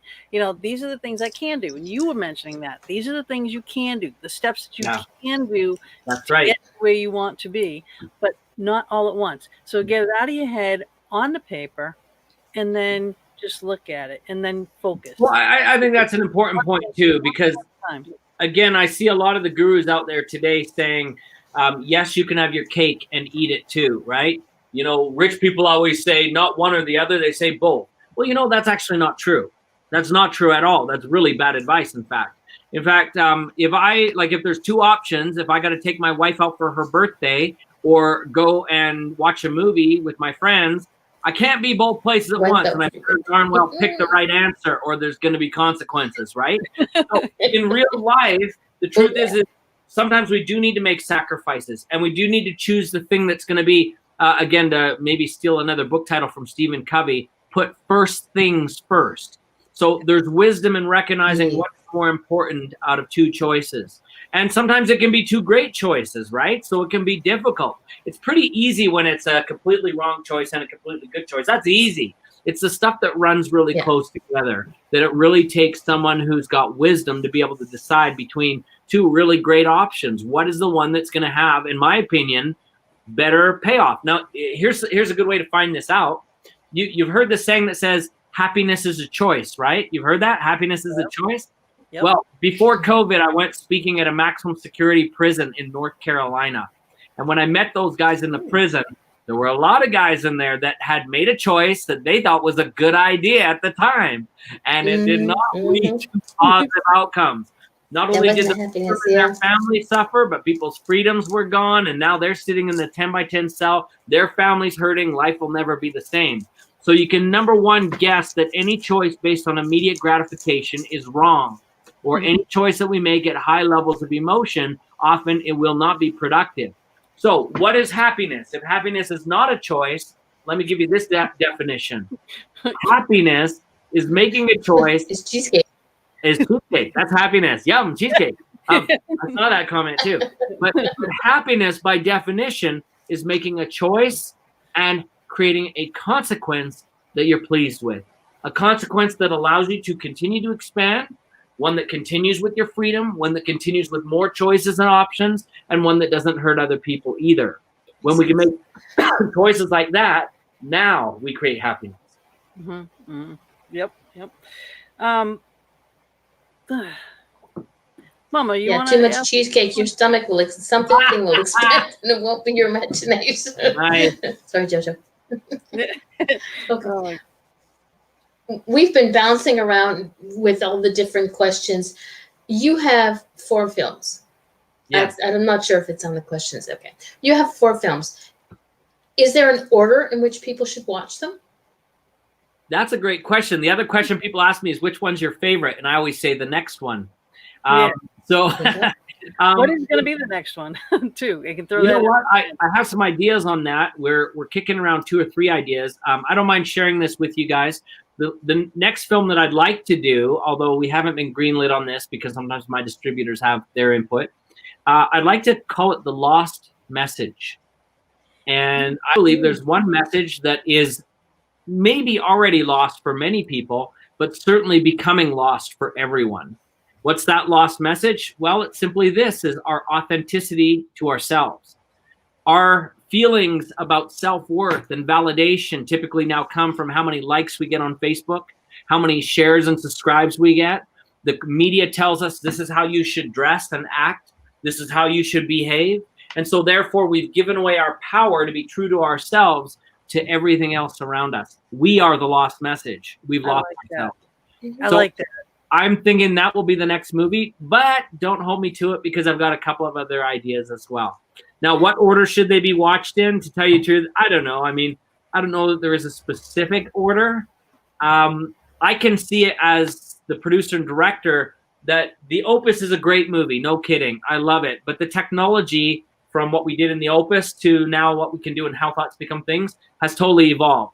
So from a technology point of view, you can see, if you watch them in order, you'll see that technology moved with us. But from a content point of view, a story point of view, the Opus is always still one of my favorites because it has a story that we actually did as a period piece, and it was just I love the soundtrack in it. It's got this emotion and feeling of it.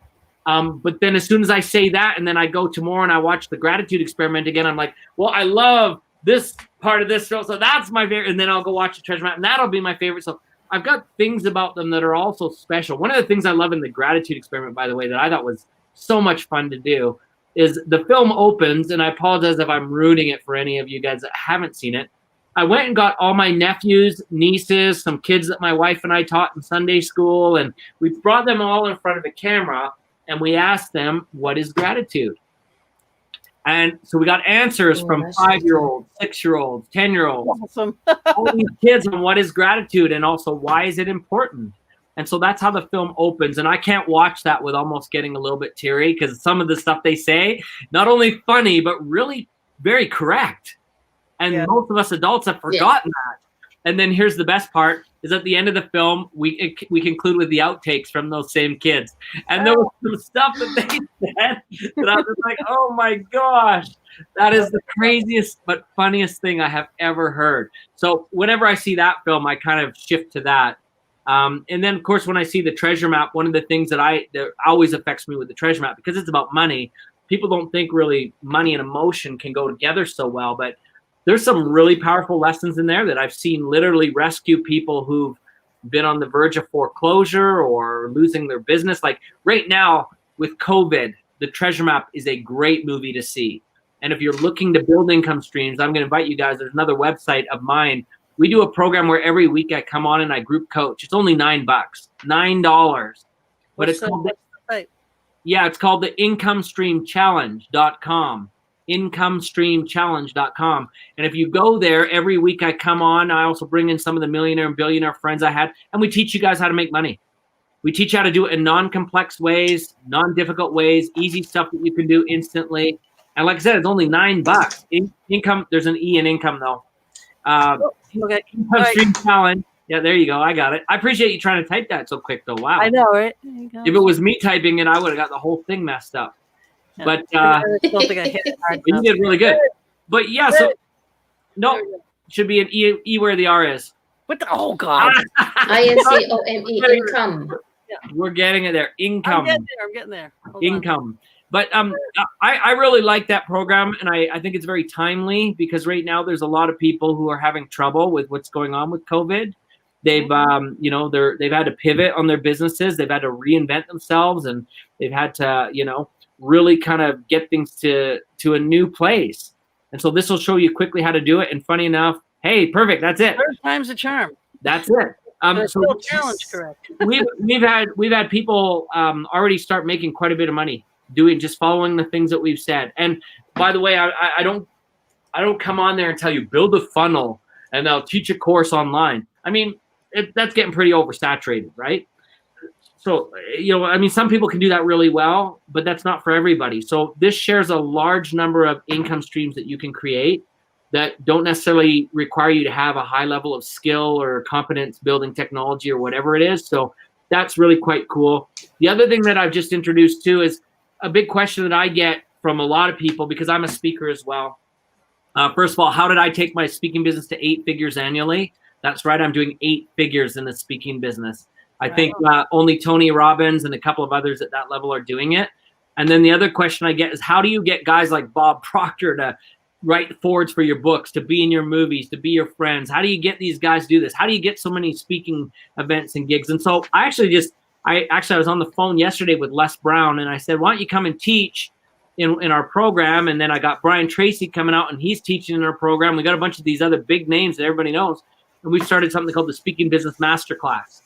So if you want to learn how to grow your speaking business, if you're an enlightened one, or if you're a coach or you're a trainer and you've got information the world needs, I want to be your champion. I want to help you get that information out there. Now is your time, right? And so we have built a platform where I bring in all the top leaders and media that works with thought leaders and stuff, and they teach.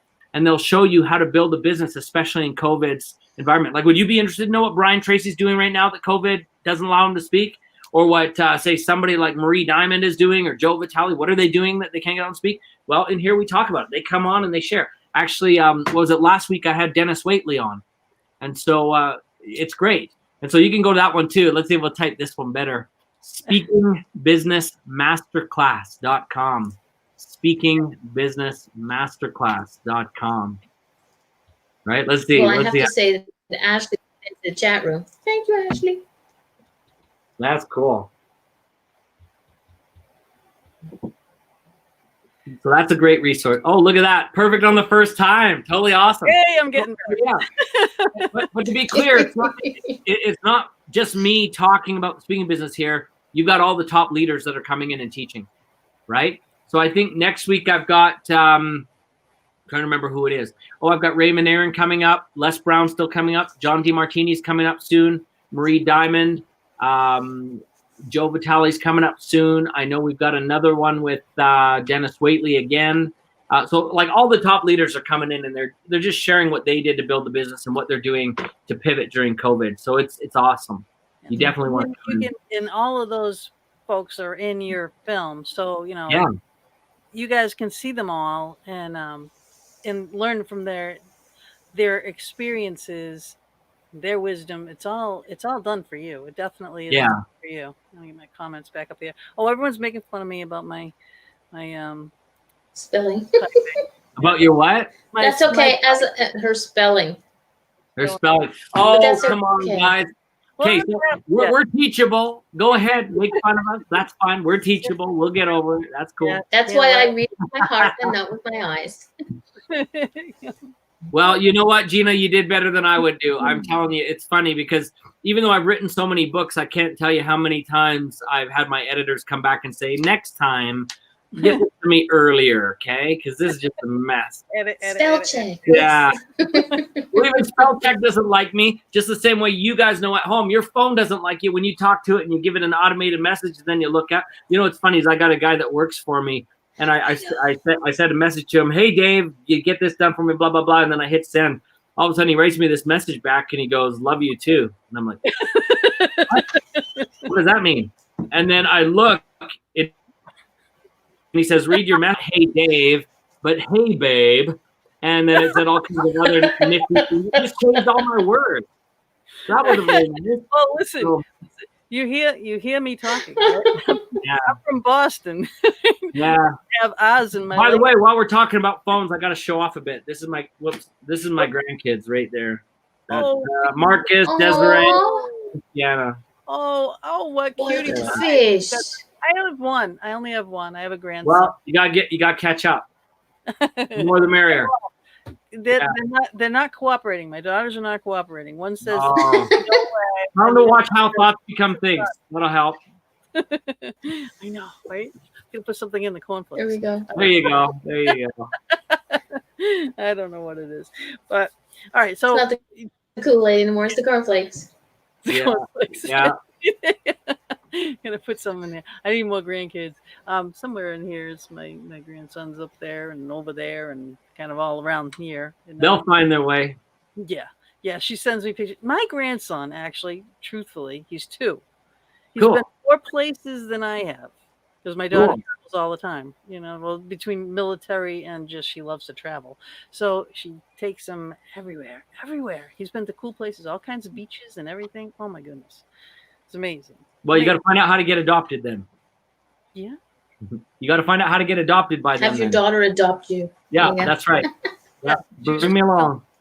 Yeah, she's out in West Virginia, and my whole family's in Massachusetts. So I'm like in the middle in Pennsylvania. So I have one daughter in Massachusetts and one in West Virginia. But she just told me today she's thinking of moving back to Massachusetts. So.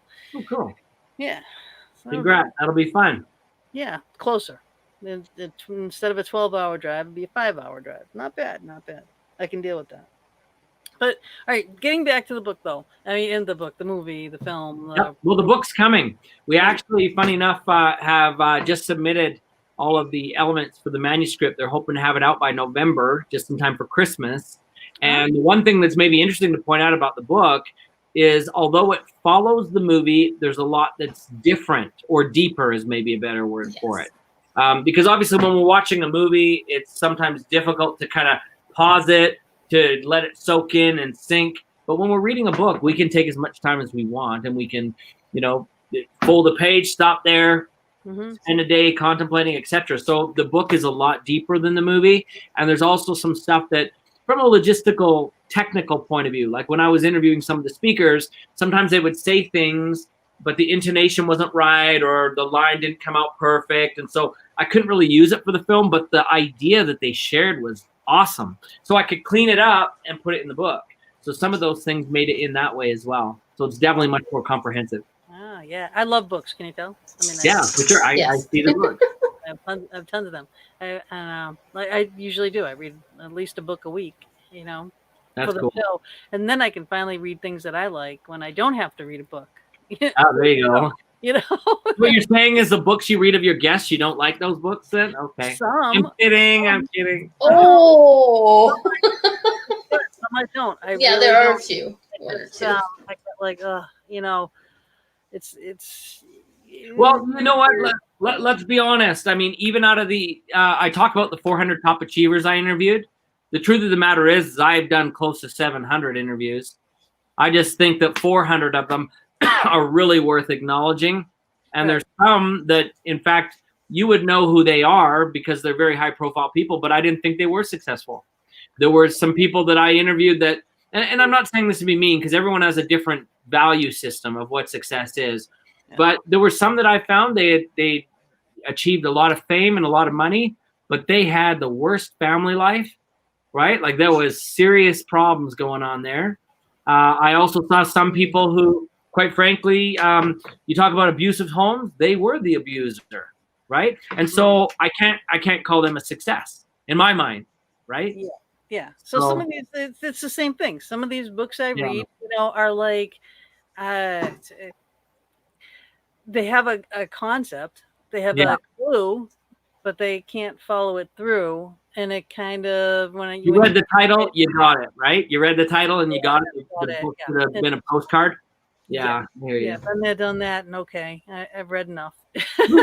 You know, but a lot of them are fantastic, and then I Yeah. keep them, and I've highlighted them, and I've abused the crap out of those books, and Yeah.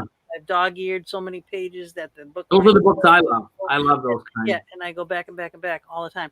But Yeah. I want to, and Mama D's going to kill me putting this up, but I want you to tell me about these folks right here. Uh-oh. You stole those pictures. Well, I'm a Canadian. And I yeah. Oh, I love Ellen. I love Ellen. That's all I'm saying. I do too. She's a sweetheart. She was nothing but nice to us. But the fellow below, very interesting character. Everybody's got an opinion about him for sure, right? Yes. I'm a Canadian. I have no opinion. Yeah, I've had a chance to meet him a few times. I don't really have anything necessarily bad to say about him because I think everybody now has an opinion because of the politics, right? But the one thing, because I try to look for the good in everybody, that the one thing that I will share is that he's the guy that knows what he wants and he knows how to get it done. Yeah. And I think that's a really rare thing. The other thing that's kind of interesting, child of having people work for you. Oh yeah, for sure. Yeah. And he really knows how to leverage celebrity and his brand, and he's very good at it. He's got a lot of skills that most people don't really acknowledge. You know, it's funny. I wrote an article for the New York Daily News a handful of years ago. You'll be able to find it. I'm just trying to remember what the title was, but if you type in my name, New York Daily News, on Google, you'll find it. But I think it was called something like 10 Things Salespeople Can Learn from Donald Trump. And I talk a little bit about what I observed from him. And I really, it is a positive article because I think, you know, what was the job for president? And I've got to be delicate when I say this. Well, you're selling the American people on pick me, right? Yeah. That's really what a campaign is. It's pick me, and you're trying to sell them on the idea of that. And I went through and I kind of broke down some of the things that he had done that got people to pick him. And, you know, you can say what you want, but he was successful in getting where he wanted to be. And, absolutely. And it was a sales job. Now, let's talk maybe personally about him for a second. I think, you know, some of the funnest things that, you know, about Donald Trump. And by the way, the other thing about Trump is I've got every book that Trump University and he had ever put out. So I read them all. One idea that he gave that I just think is a priceless idea, especially if we're talking about how thoughts become things. In Trump's office at Trump Towers, he's got a little plaque on his table, on his desk, that you've heard it said, the buck stops here. You've heard that saying before, the buck stops here. Mm-hmm. This says the buck starts here.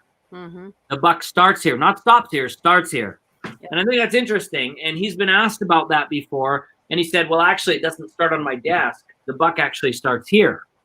Which I think is even more profound. In New York, isn't that a plaque outside the Trump Tower? Well, no, there's one right on his desk that says that.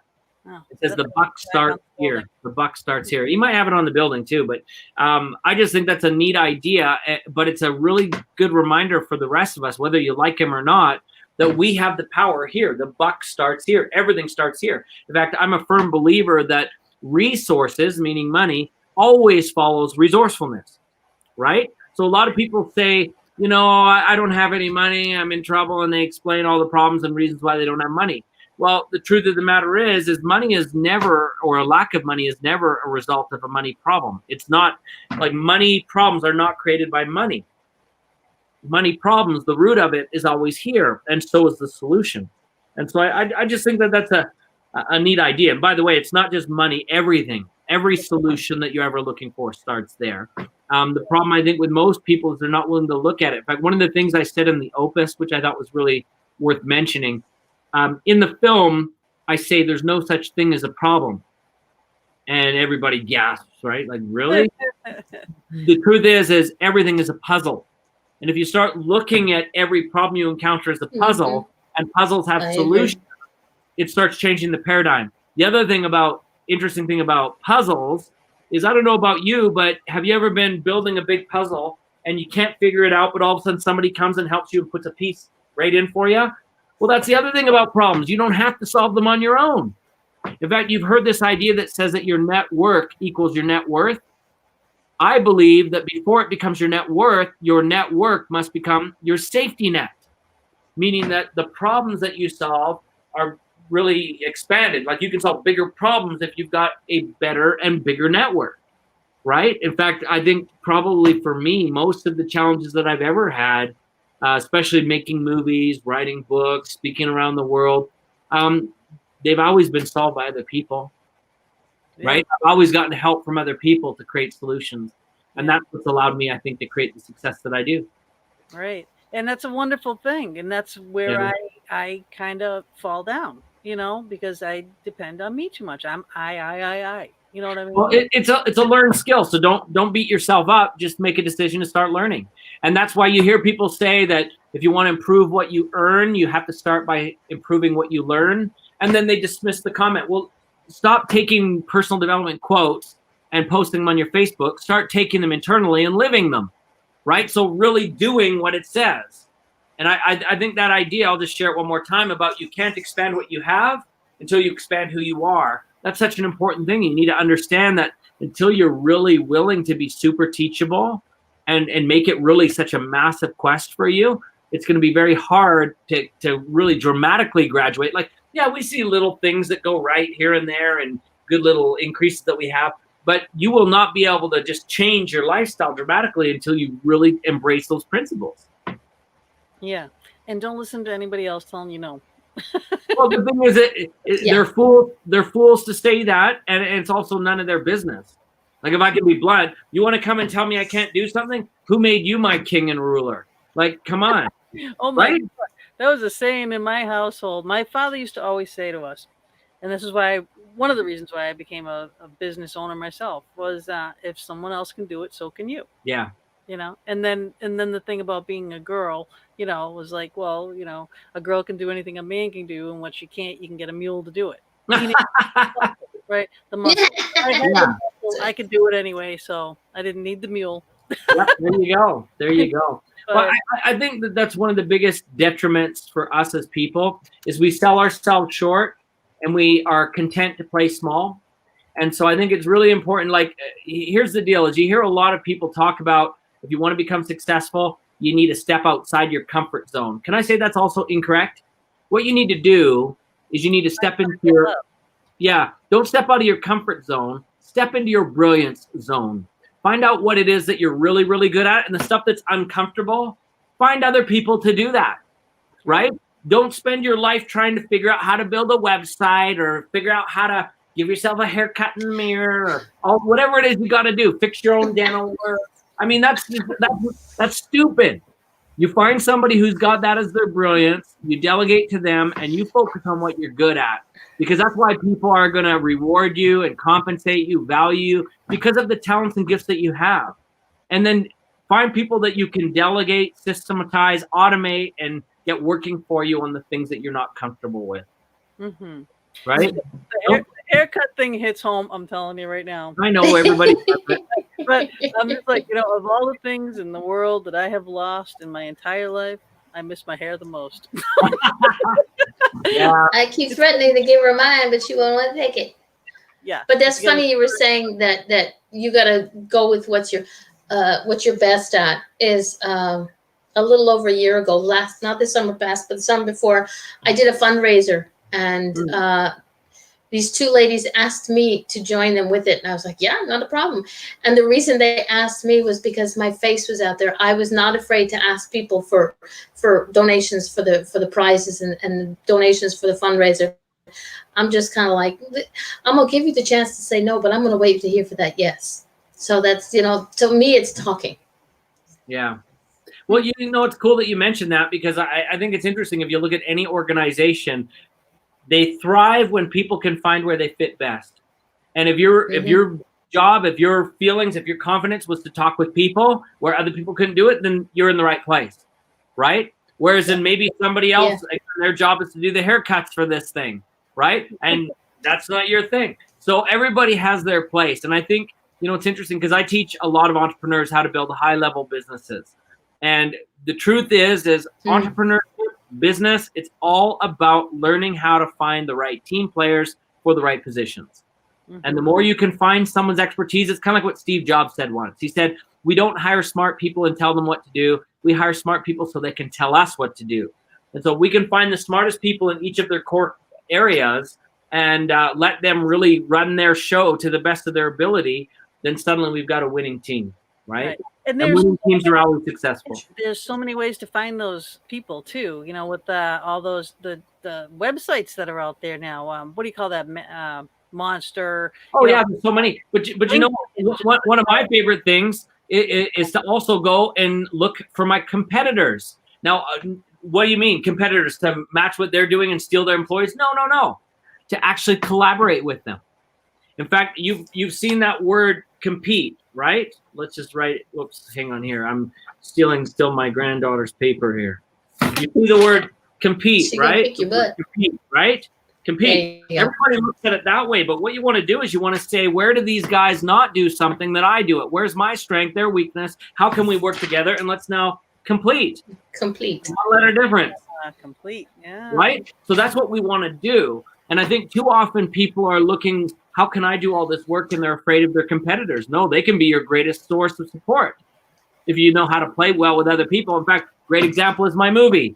All the guys in it speak at seminars. All the guys in it have a program. All the guys, I could look at them as a competitor and say, oh yeah, you know, or I could say, guys, let's collaborate and make something bigger than all of us, right?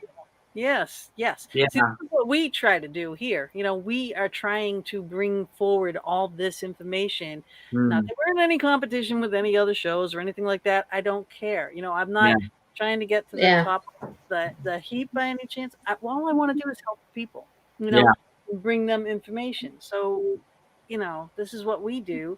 And it's kind of the same thing. You're right. The same thing in business. You know, it's like you're trying to benefit people and in general, you know, and if it benefits you financially in the meantime, fabulous, you know? Yeah. Well, it should, because and heaven knows if we had time, and also I should mention battery power on your laptop, because mine's running quick. But if we had time, we would talk about a principle called fair exchange of value, which most people don't understand. They think, oh, if something's worth $1, I should charge $1. And that's partly why their business fails, because nobody trades $1 for $1, right? In fact, whenever you pay $1 at the store, you're hoping to get something that's worth at least $3 or more, or you're not going to do the exchange. But the question is now from you as the company, okay? So if you're the entrepreneur, you've got people that will pay you $1, but they want $3 from you. Your question now is, how can you create something that has a perceived value to them of $3, but be able to create it for 50 cents? That's a question, right? Now, like I said, we can get into more of that. We talk about this in the Income Stream Challenge, but we show you some ways how people assign value to different things that allows you now to create profitability that is a fair exchange of value for both people. And that allows you to also start creating irresistible offers. Hey, there's you got it again. So, I mean, if you're interested in this kind of stuff, come learn. I'll teach you all about how I made my first million. I did it in 6 months, and I was 19 when I did it. The interesting thing about this is you're going to find that making your first million is easier than you ever thought, but also what's harder, your first or your second million? Second. Your first is harder. No. Because once you've done it once, the second one's easier to do. Well, then you go bigger and badder. So I don't know. But here's the thing, is if you're going to do the first one, why don't you get someone who's done it to help you, right? Then it's not as hard. Right? Most people never ever create their first million because it's just too hard. They don't know what to do. We'll get someone who's done it to help you do the first one. Then the second one's actually quite easy. Right? In fact, like I said, as a 19-year-old, in 6 months, I made my first million, and I was more than halfway through to my second million inside the first 6 months. Now, I don't say that because it's about me. It's not. It's because I had really good mentors. I had people who showed me what to do, and I just had to listen. What were you like at like 12 years old? What were you? 12 years old. Goodness sakes. I know. I would like to think I was an attractive young lad. I don't know. Were you thinking business? Were you thinking, how can I make money? Were you working? You know what's funny is my mom tells me as a kid, I kind of always had a bit of a business mind. I would delegate my chores to other kids and collect the money and then pay them out. So I was doing that as a young man. I don't know if I did it as early as 12, but I do know that as a kid, my mom gave me some money to collect all the pussy willows off the front lawn, and I got all my friends to do it, and I took the money. They didn't get paid, but I got other kids to work for me to do that job. Yeah. Yeah. So, Why would you collect pussy willows off the front lawn? well, because we had a pussy willow tree. And she wanted them to decorate with them. Wanted all the pussy willows to decorate or do something. I don't know. Okay. Make soup. I don't know. What do you do with pussy willows? You decorate. That's it. I don't know. That's why I asked. Yeah. That's the only thing you do. You gotta dry them and decorate. Otherwise, they make a mess. But we had fun. But Okay. you know, I guess looking back as a kid, you know, one of the other things that's always been a passion for me is filmmaking. Right? Like even as a young kid. In fact, the first movie that I was involved in from a professional point of view was actually for CBC. It was an after school special, and I was in the 2nd grade, and I went out as a extra / kind of featured person in the background. So, hey, that was kind of cool. Right? Oh, always fun. Yeah. I used to skip high school to go be on other movie sets. So don't tell your kids that, but that's what I used to do. Yeah, I did a lot of Don't let your mom know she'll kick your butt. Oh, my mom knows. Don't worry about that. Yeah, I wasn't the best student. But you know what? That's interesting because I love to learn. And I think that the challenge for me and maybe for some of the parents that are out there that are struggling with kids that don't want to learn, I was diagnosed with learning disabilities. I had ADD-HD, which is ADD in high definition, which is different, right? And so I really had trouble learning. Like bing, bing, bing, bing, bing, bing. Yeah, we experienced some of that in this interview.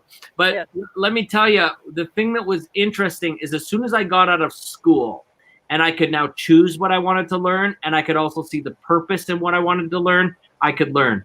Up until then, like, you know, people would ask me, what's the capital of Saskatchewan? And I'd be like, who cares? It's irrelevant. I'm not going there. who is for John A. McDonald? Who cares?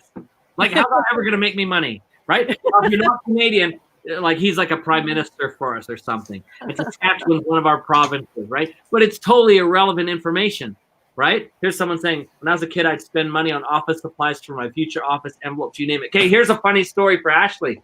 Me and my brother, when we were kids, we wanted to start our own McDonald's because we liked the food. So every time we went to McDonald's, we would save the cups and the cardboard fry containers.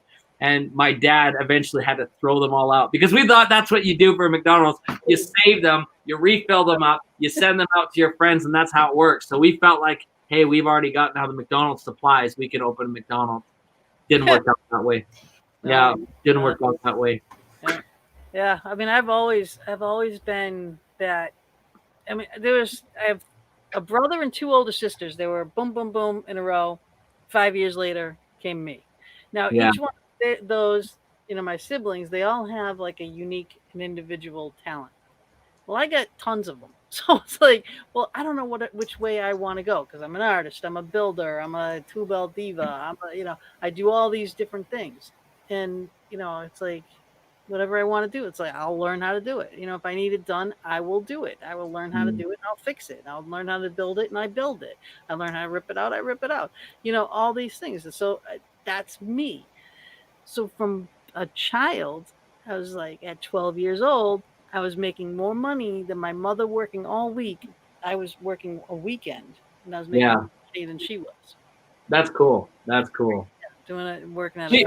And I guess the other thing too is you say, what was I like as a child? I might actually add to that I still feel like I kind of am. Maybe not. Maybe I'm certainly not. Well, my wife definitely at times, you know, knows I'm not. She's the leader in our family for sure for that stuff.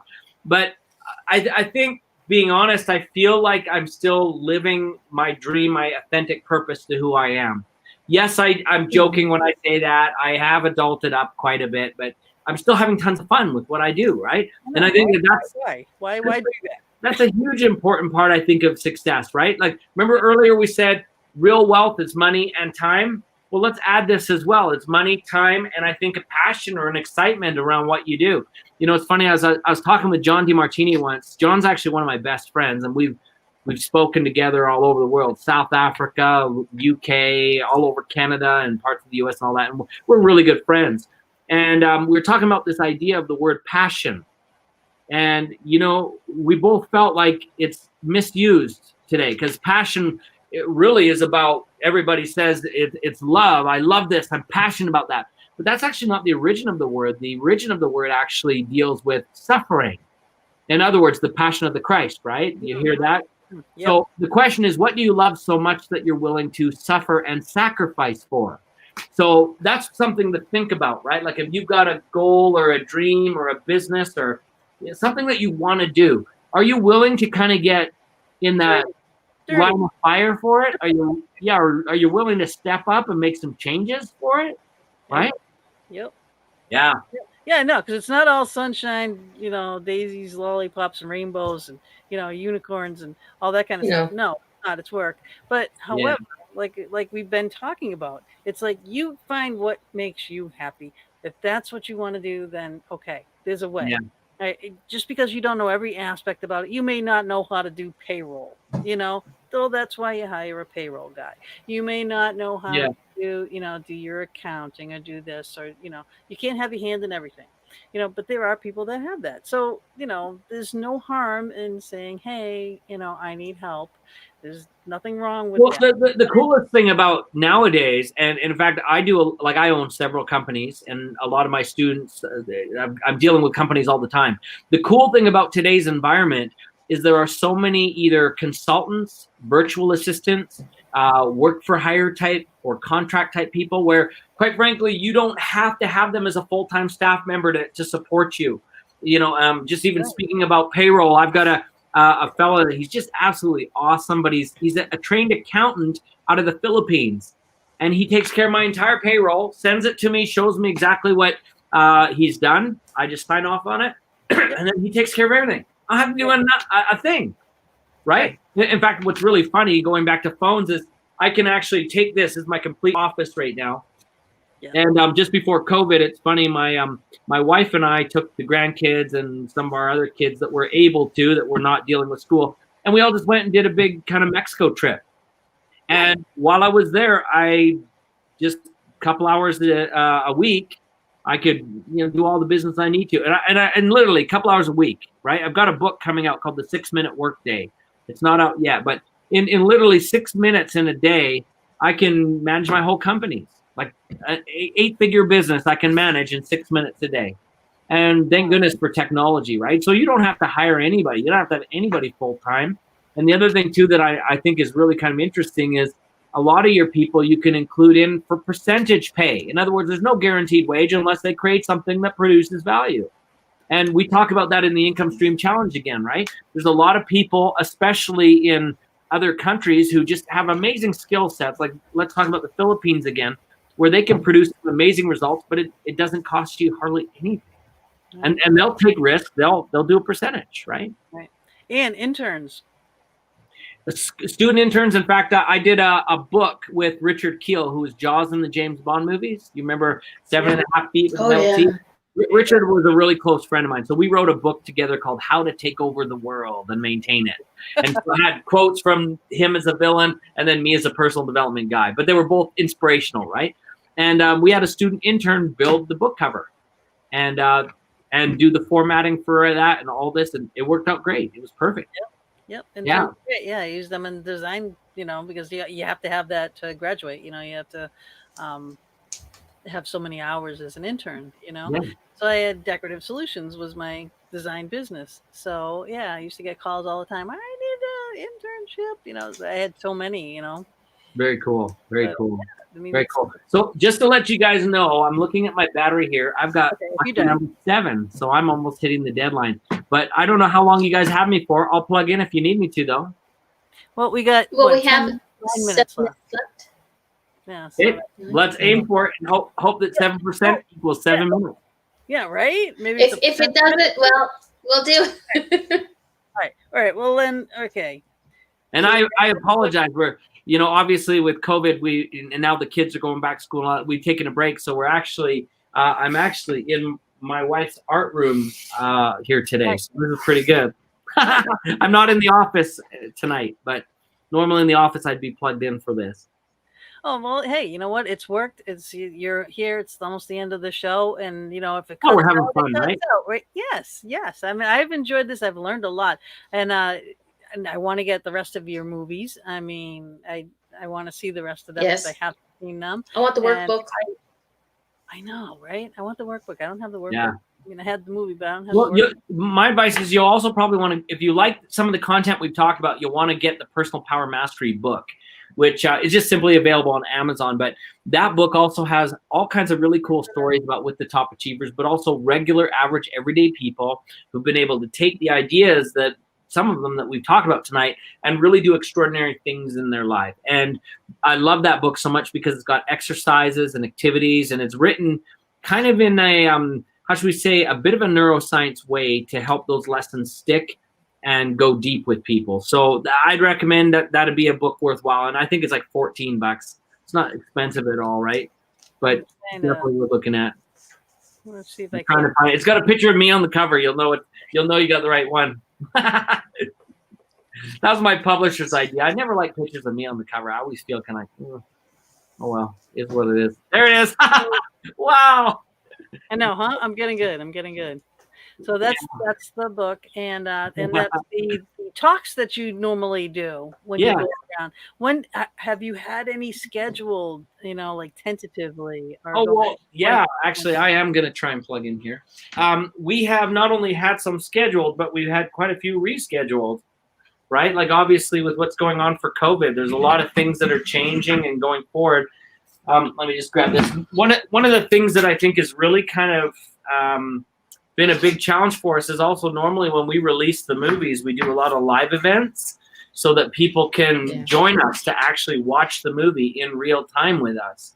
And so we've had to reschedule all that. But I've just gotten word that we're going to be doing a screening for one of the films, or How Thoughts Become Things, in October. So people are starting to kind of return to support these things. So yeah, very exciting. Yeah, that's awesome. Let me see. There is a plug in this corner, but watch, I'm going to have to just move it closer. Just don't knock over those shelves. We don't want to have your wife mad at us. Yeah, she'd kill me. Don't worry. Okay, there we go. Okay, so I'm back, but I'm plugged in, so we can go as long as you need me. Awesome. Oh, awesome. But yeah, go over too. I mean, the radio show will end in 5 minutes, but the live stream goes on. We'll be good. It's interesting because I miss the live component a lot. I really love people and working with people and that kind of thing. So I mean, COVID's been tough on a lot of people in our industry, right? Because their livelihood was based on event. Yeah, I love this. Power to the people. Plug it in. Plug it in. That's right. Plug it in. Power to the people. Yeah. In fact, the song from Snap comes into my mind. You've got the power, right? That's what we want. But I'm going to start dancing now. Be careful. This show gets crazy at times. It does. It happens. But my heart goes out to so many people in our industry that, like I said, count on those live events. And a lot has changed. And so, we're really trying to share some new ways to work together and things like that. Speaking Business Masterclass, to try and help them to, other speakers to really just thrive and survive, because we need that wisdom. We need those people. Yeah. I think now more than any time in the history of the world, we've been able to support each other with really getting to new levels of success by really collaborating with each other and seeing the best ideas and the best practices and the best results. So, first of all, we got to celebrate shows like yours that are highlighting that, especially during COVID, where we can't go to events. This is where we need to go. Yeah, and, exactly. I just hope that people really understand the importance of supporting those that are in the thought leadership space, because right now I think there's probably a lot that are maybe hurting. You have people who maybe don't have established businesses yet, but their wisdom is still profound and valuable. So we need to really support these groups, right? These individuals. Right. So say you get your business going and you finally jump in, you're doing it, and then COVID hits. Yeah. You got to have a backup plan. You got to have, there are different ways to get your business still out there, like what you're doing. Are you doing like Zoom classes, or how are you connecting? We are. So obviously Income Stream Challenge is one that I'm doing every week. I'm also doing the Speaking Business Masterclass every week. The truth is my situation is probably a little different than most coaches and speakers.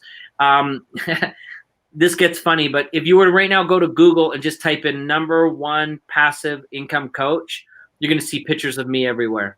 So the majority of my income is actually passive and it's systematized. I don't have a full-time job. I don't do that. So yeah, so full-time job.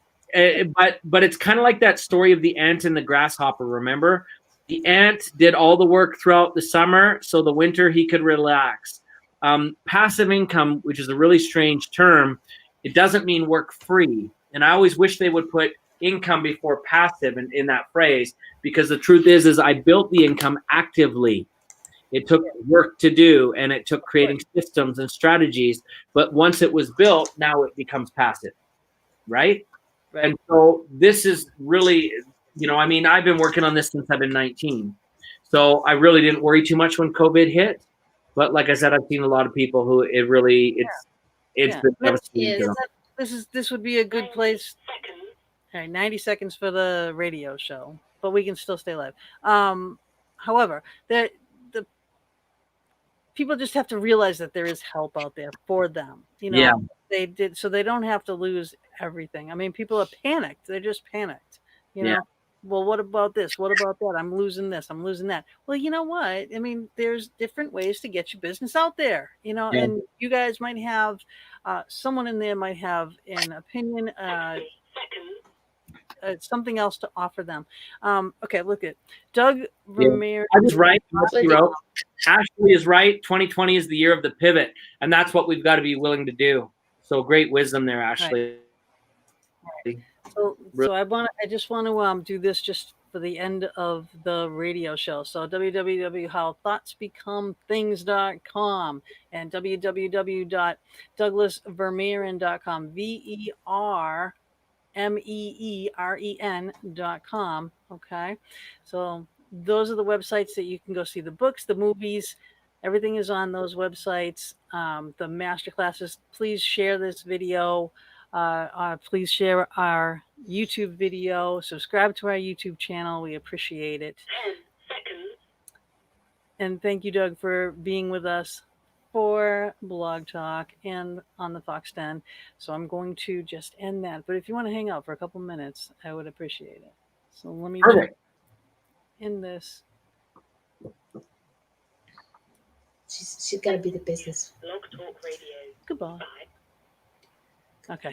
All right. So the radio show has ended. The live broadcast is still totally active. We'll just keep you. Okay. Can I just mention? Here's a quick thing. I just see that JoJo just said I work 3 jobs. Wish it was passive.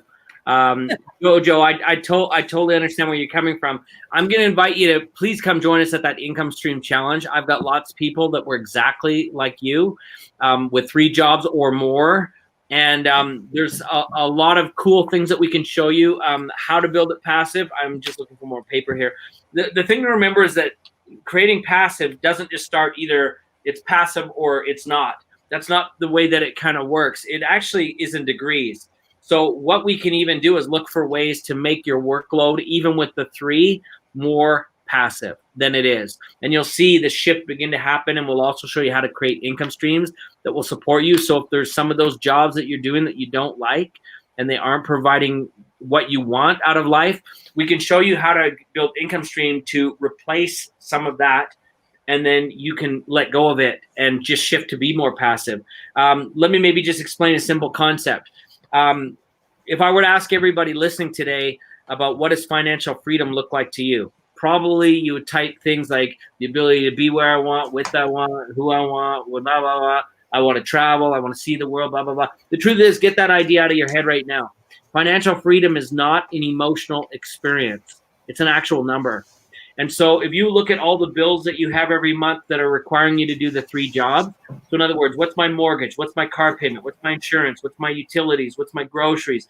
You fill in the blank, all the things that you need to pay, right? Insurances, everything. And you come up with a number. Let's say that number is I'm just going to say $5,000, okay? Well, that's your financial freedom right there. As soon as you can learn how to make $5,000, either passively or through some sort of asset or investment that's paying you, then you are financially free because your money is no longer then attached to your time. The problem is most people are stuck in the first 2 stages, which is financial insecurity or financial security, which is paycheck to paycheck. They also don't understand beyond financial freedom, there's another one called financial abundance, which nobody ever talks about that. They just talk about being financially free. If we really want to get to a high level of having, money and our time and also those feelings that we kind of talk about, then we've got to have a financial abundance number, which means a certain standard that's also going to arrive passively. But we'll talk more about this in that group. So it's a powerful community to belong to, and we can help you for sure. Yep. And those are these ones here. Okay. Yeah, that was Income Stream Challenge. Yep, Income Stream Challenge. And then also in the public, the speakingbusinessmasterclass.com, which I would love to sit in on that one. Yeah, you come join us like that. It's a blast. And the cool thing is it really is the elite of the elite in the speaking business. So you can see, which is really kind of interesting, talking like, it's funny because when we're talking with Dennis Waitley, you'll love him, but he was talking about how he even got started, right? Like what were the little things he did in the beginning that kind of built his reputation to be able to start getting, more requests to speak and to build himself to the degree where people would take him seriously. And he was invited to do, audios for Nightingale Conant and what led to that and how do you get the doors open on things like that. And very insightful. And the cool thing is everybody starts somewhere. Nobody was born out of the womb as a top personal development leader, right? So everyone had to build it. And everyone that we talked to, no one in their family was there before them, right? Except for Les Brown's son. Les Brown Jr. is now building his business. But he's like the only guy I've ever met whose parents kind of had a foot in the field before he arrived. Well, Jarek Robbins is another one, Tony's son, right? But and that's a very new thing, and it's a very rare thing, right? So the majority of these people all started from square zero, and the advice that they share is absolutely incredible stuff, really powerful stuff. Yeah, you get some you get some power hitters with you. Yeah. It's an awesome thing. It's a great thing to watch, and just when people just exude, yeah, like this aura about them, they have that of yeah. success. And it's wonderful to watch and listen to. It's very inspirational. The other cool thing about that is that aura is contagious. So you hang around with those people, you start adopting it as well. Yeah. Right. Hey, just to give you a heads up, I just got a quick little text from my sweetheart. The grandkids actually are here with us, but they've got school tomorrow. So I probably got about another 10 minutes with you guys. Then I get to go wash and bathe some babies and brush some teeth and tuck some kids in. Maybe we'll read a little Curious George, right? So they're actually really going. They're going to school. They're going. They do. Classes. Okay. Yeah.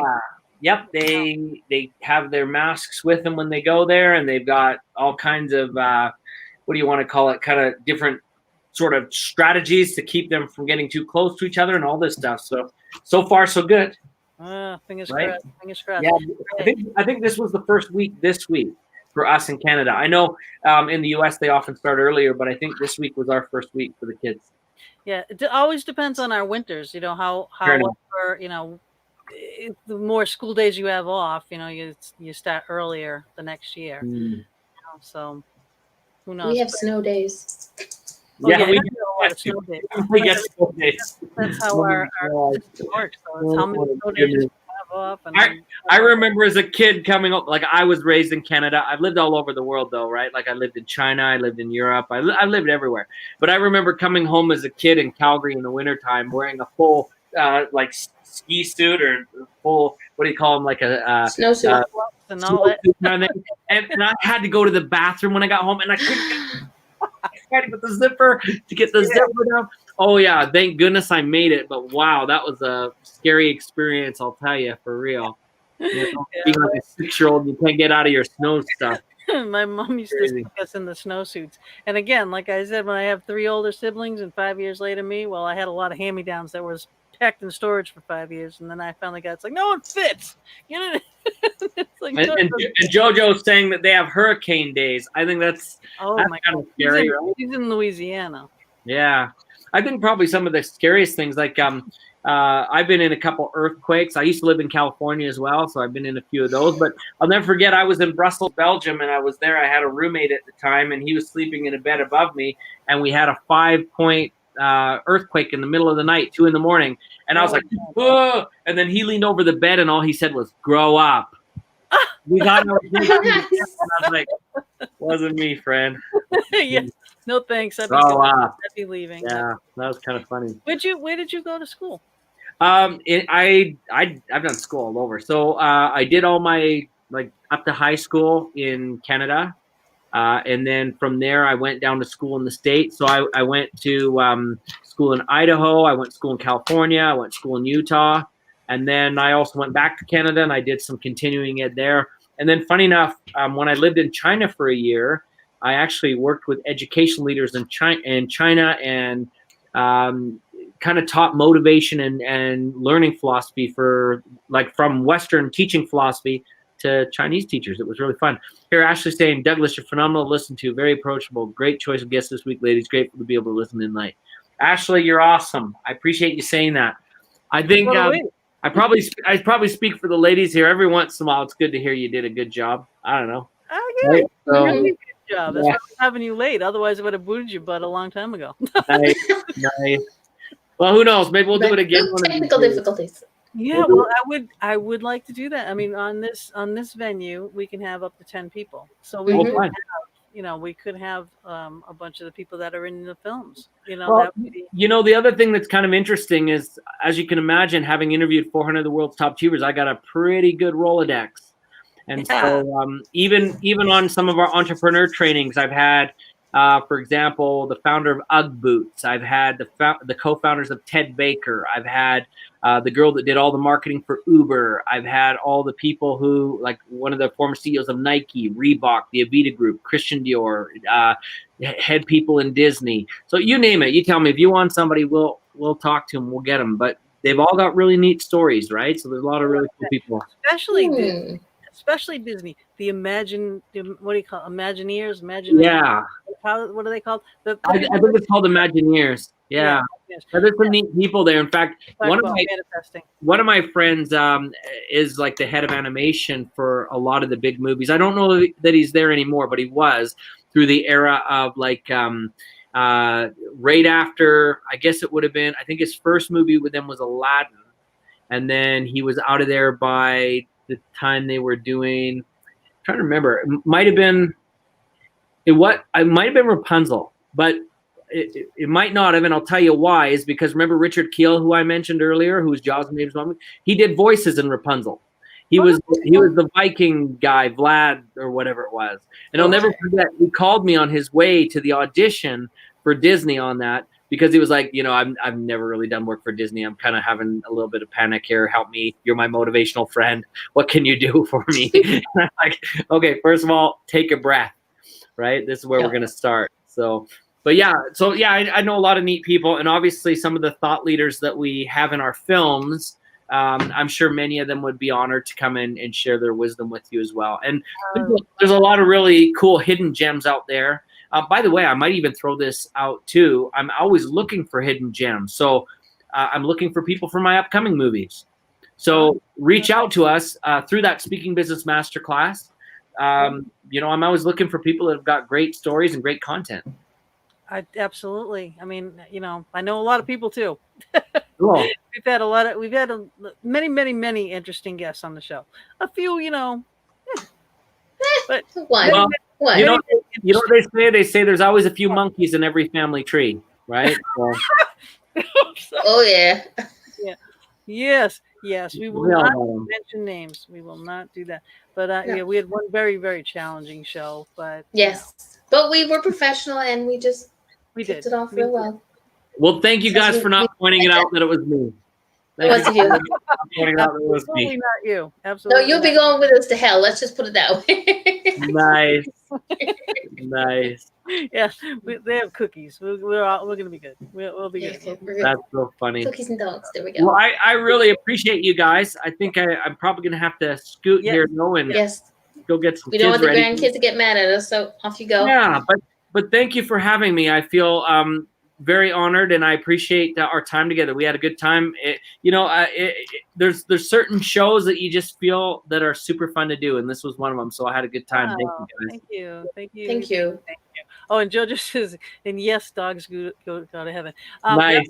That was the guy saying that. You know what? Dogs are allowed in heaven. My brothers, I've got 3 brothers. I'm the oldest of 4 boys. My brothers every year for Christmas used to take the U off of my Christmas stocking. So what does that spell? Yeah, I've been called a dog for so many times. That's my brother. Yeah, but dogs are cute and cuddly, so hey. I know. Yeah, and we like to lick your face. Right. There you go, Jojo. Okay, there it is. That's the little boy in All him. right, that's the end of the show. I just went to heck, didn't it? Thanks. Nice. We lost it. Got derailed right there. Yeah, always goes so. Yeah. Well, at least you didn't talk about food this time. Yeah. Nice. Hey, no food. No All right. food. Oh, that's amazing. Cool. All right. Well, you guys take care, and I look Right. forward to connecting again soon. Yes, we'll be in touch because we'll even if we did a special Let us show. know also how we can promote for you. Happy to do it. Oh, Thank you. so much. Yeah, happy to do it. Yeah, awesome. We'll All right, share. well, We'll share you the link for the YouTube channel and just share that one, because I need to get people up in there. Yeah, I'm happy to do it. Happy to do it. Yeah, we're looking for subscribers. We need subscribers. One more thing. We need those. Because I already been chastised by YouTube today, so on that. Oh, cool. All right. Well, you guys take care. We'll talk again soon. All right. Night, everyone. Scoot yourself, or Mama, you wanna? Can I kick him out? Oh yeah. There he's gone. All right. Well, listen, everybody. I do hope you enjoyed this show, and we know we did. Yes. In the Snapchat. All right. So we will be back next week. Who do we have next week? Next week we have John Vesapian. Oh, the Vespasian. He's been on before. He will be joining us just audio. Okay. So So you get to see all of this. He's the one that sounds like Antonio Banderas. Ooh. Yes. So we'll be swooning in the background. There you go. Yeah, we will be loving the accent next week. But he's a brilliant guy. He really is. All right. Night, everybody. Yeah. Buonanotte. Ciao for now. Love you all.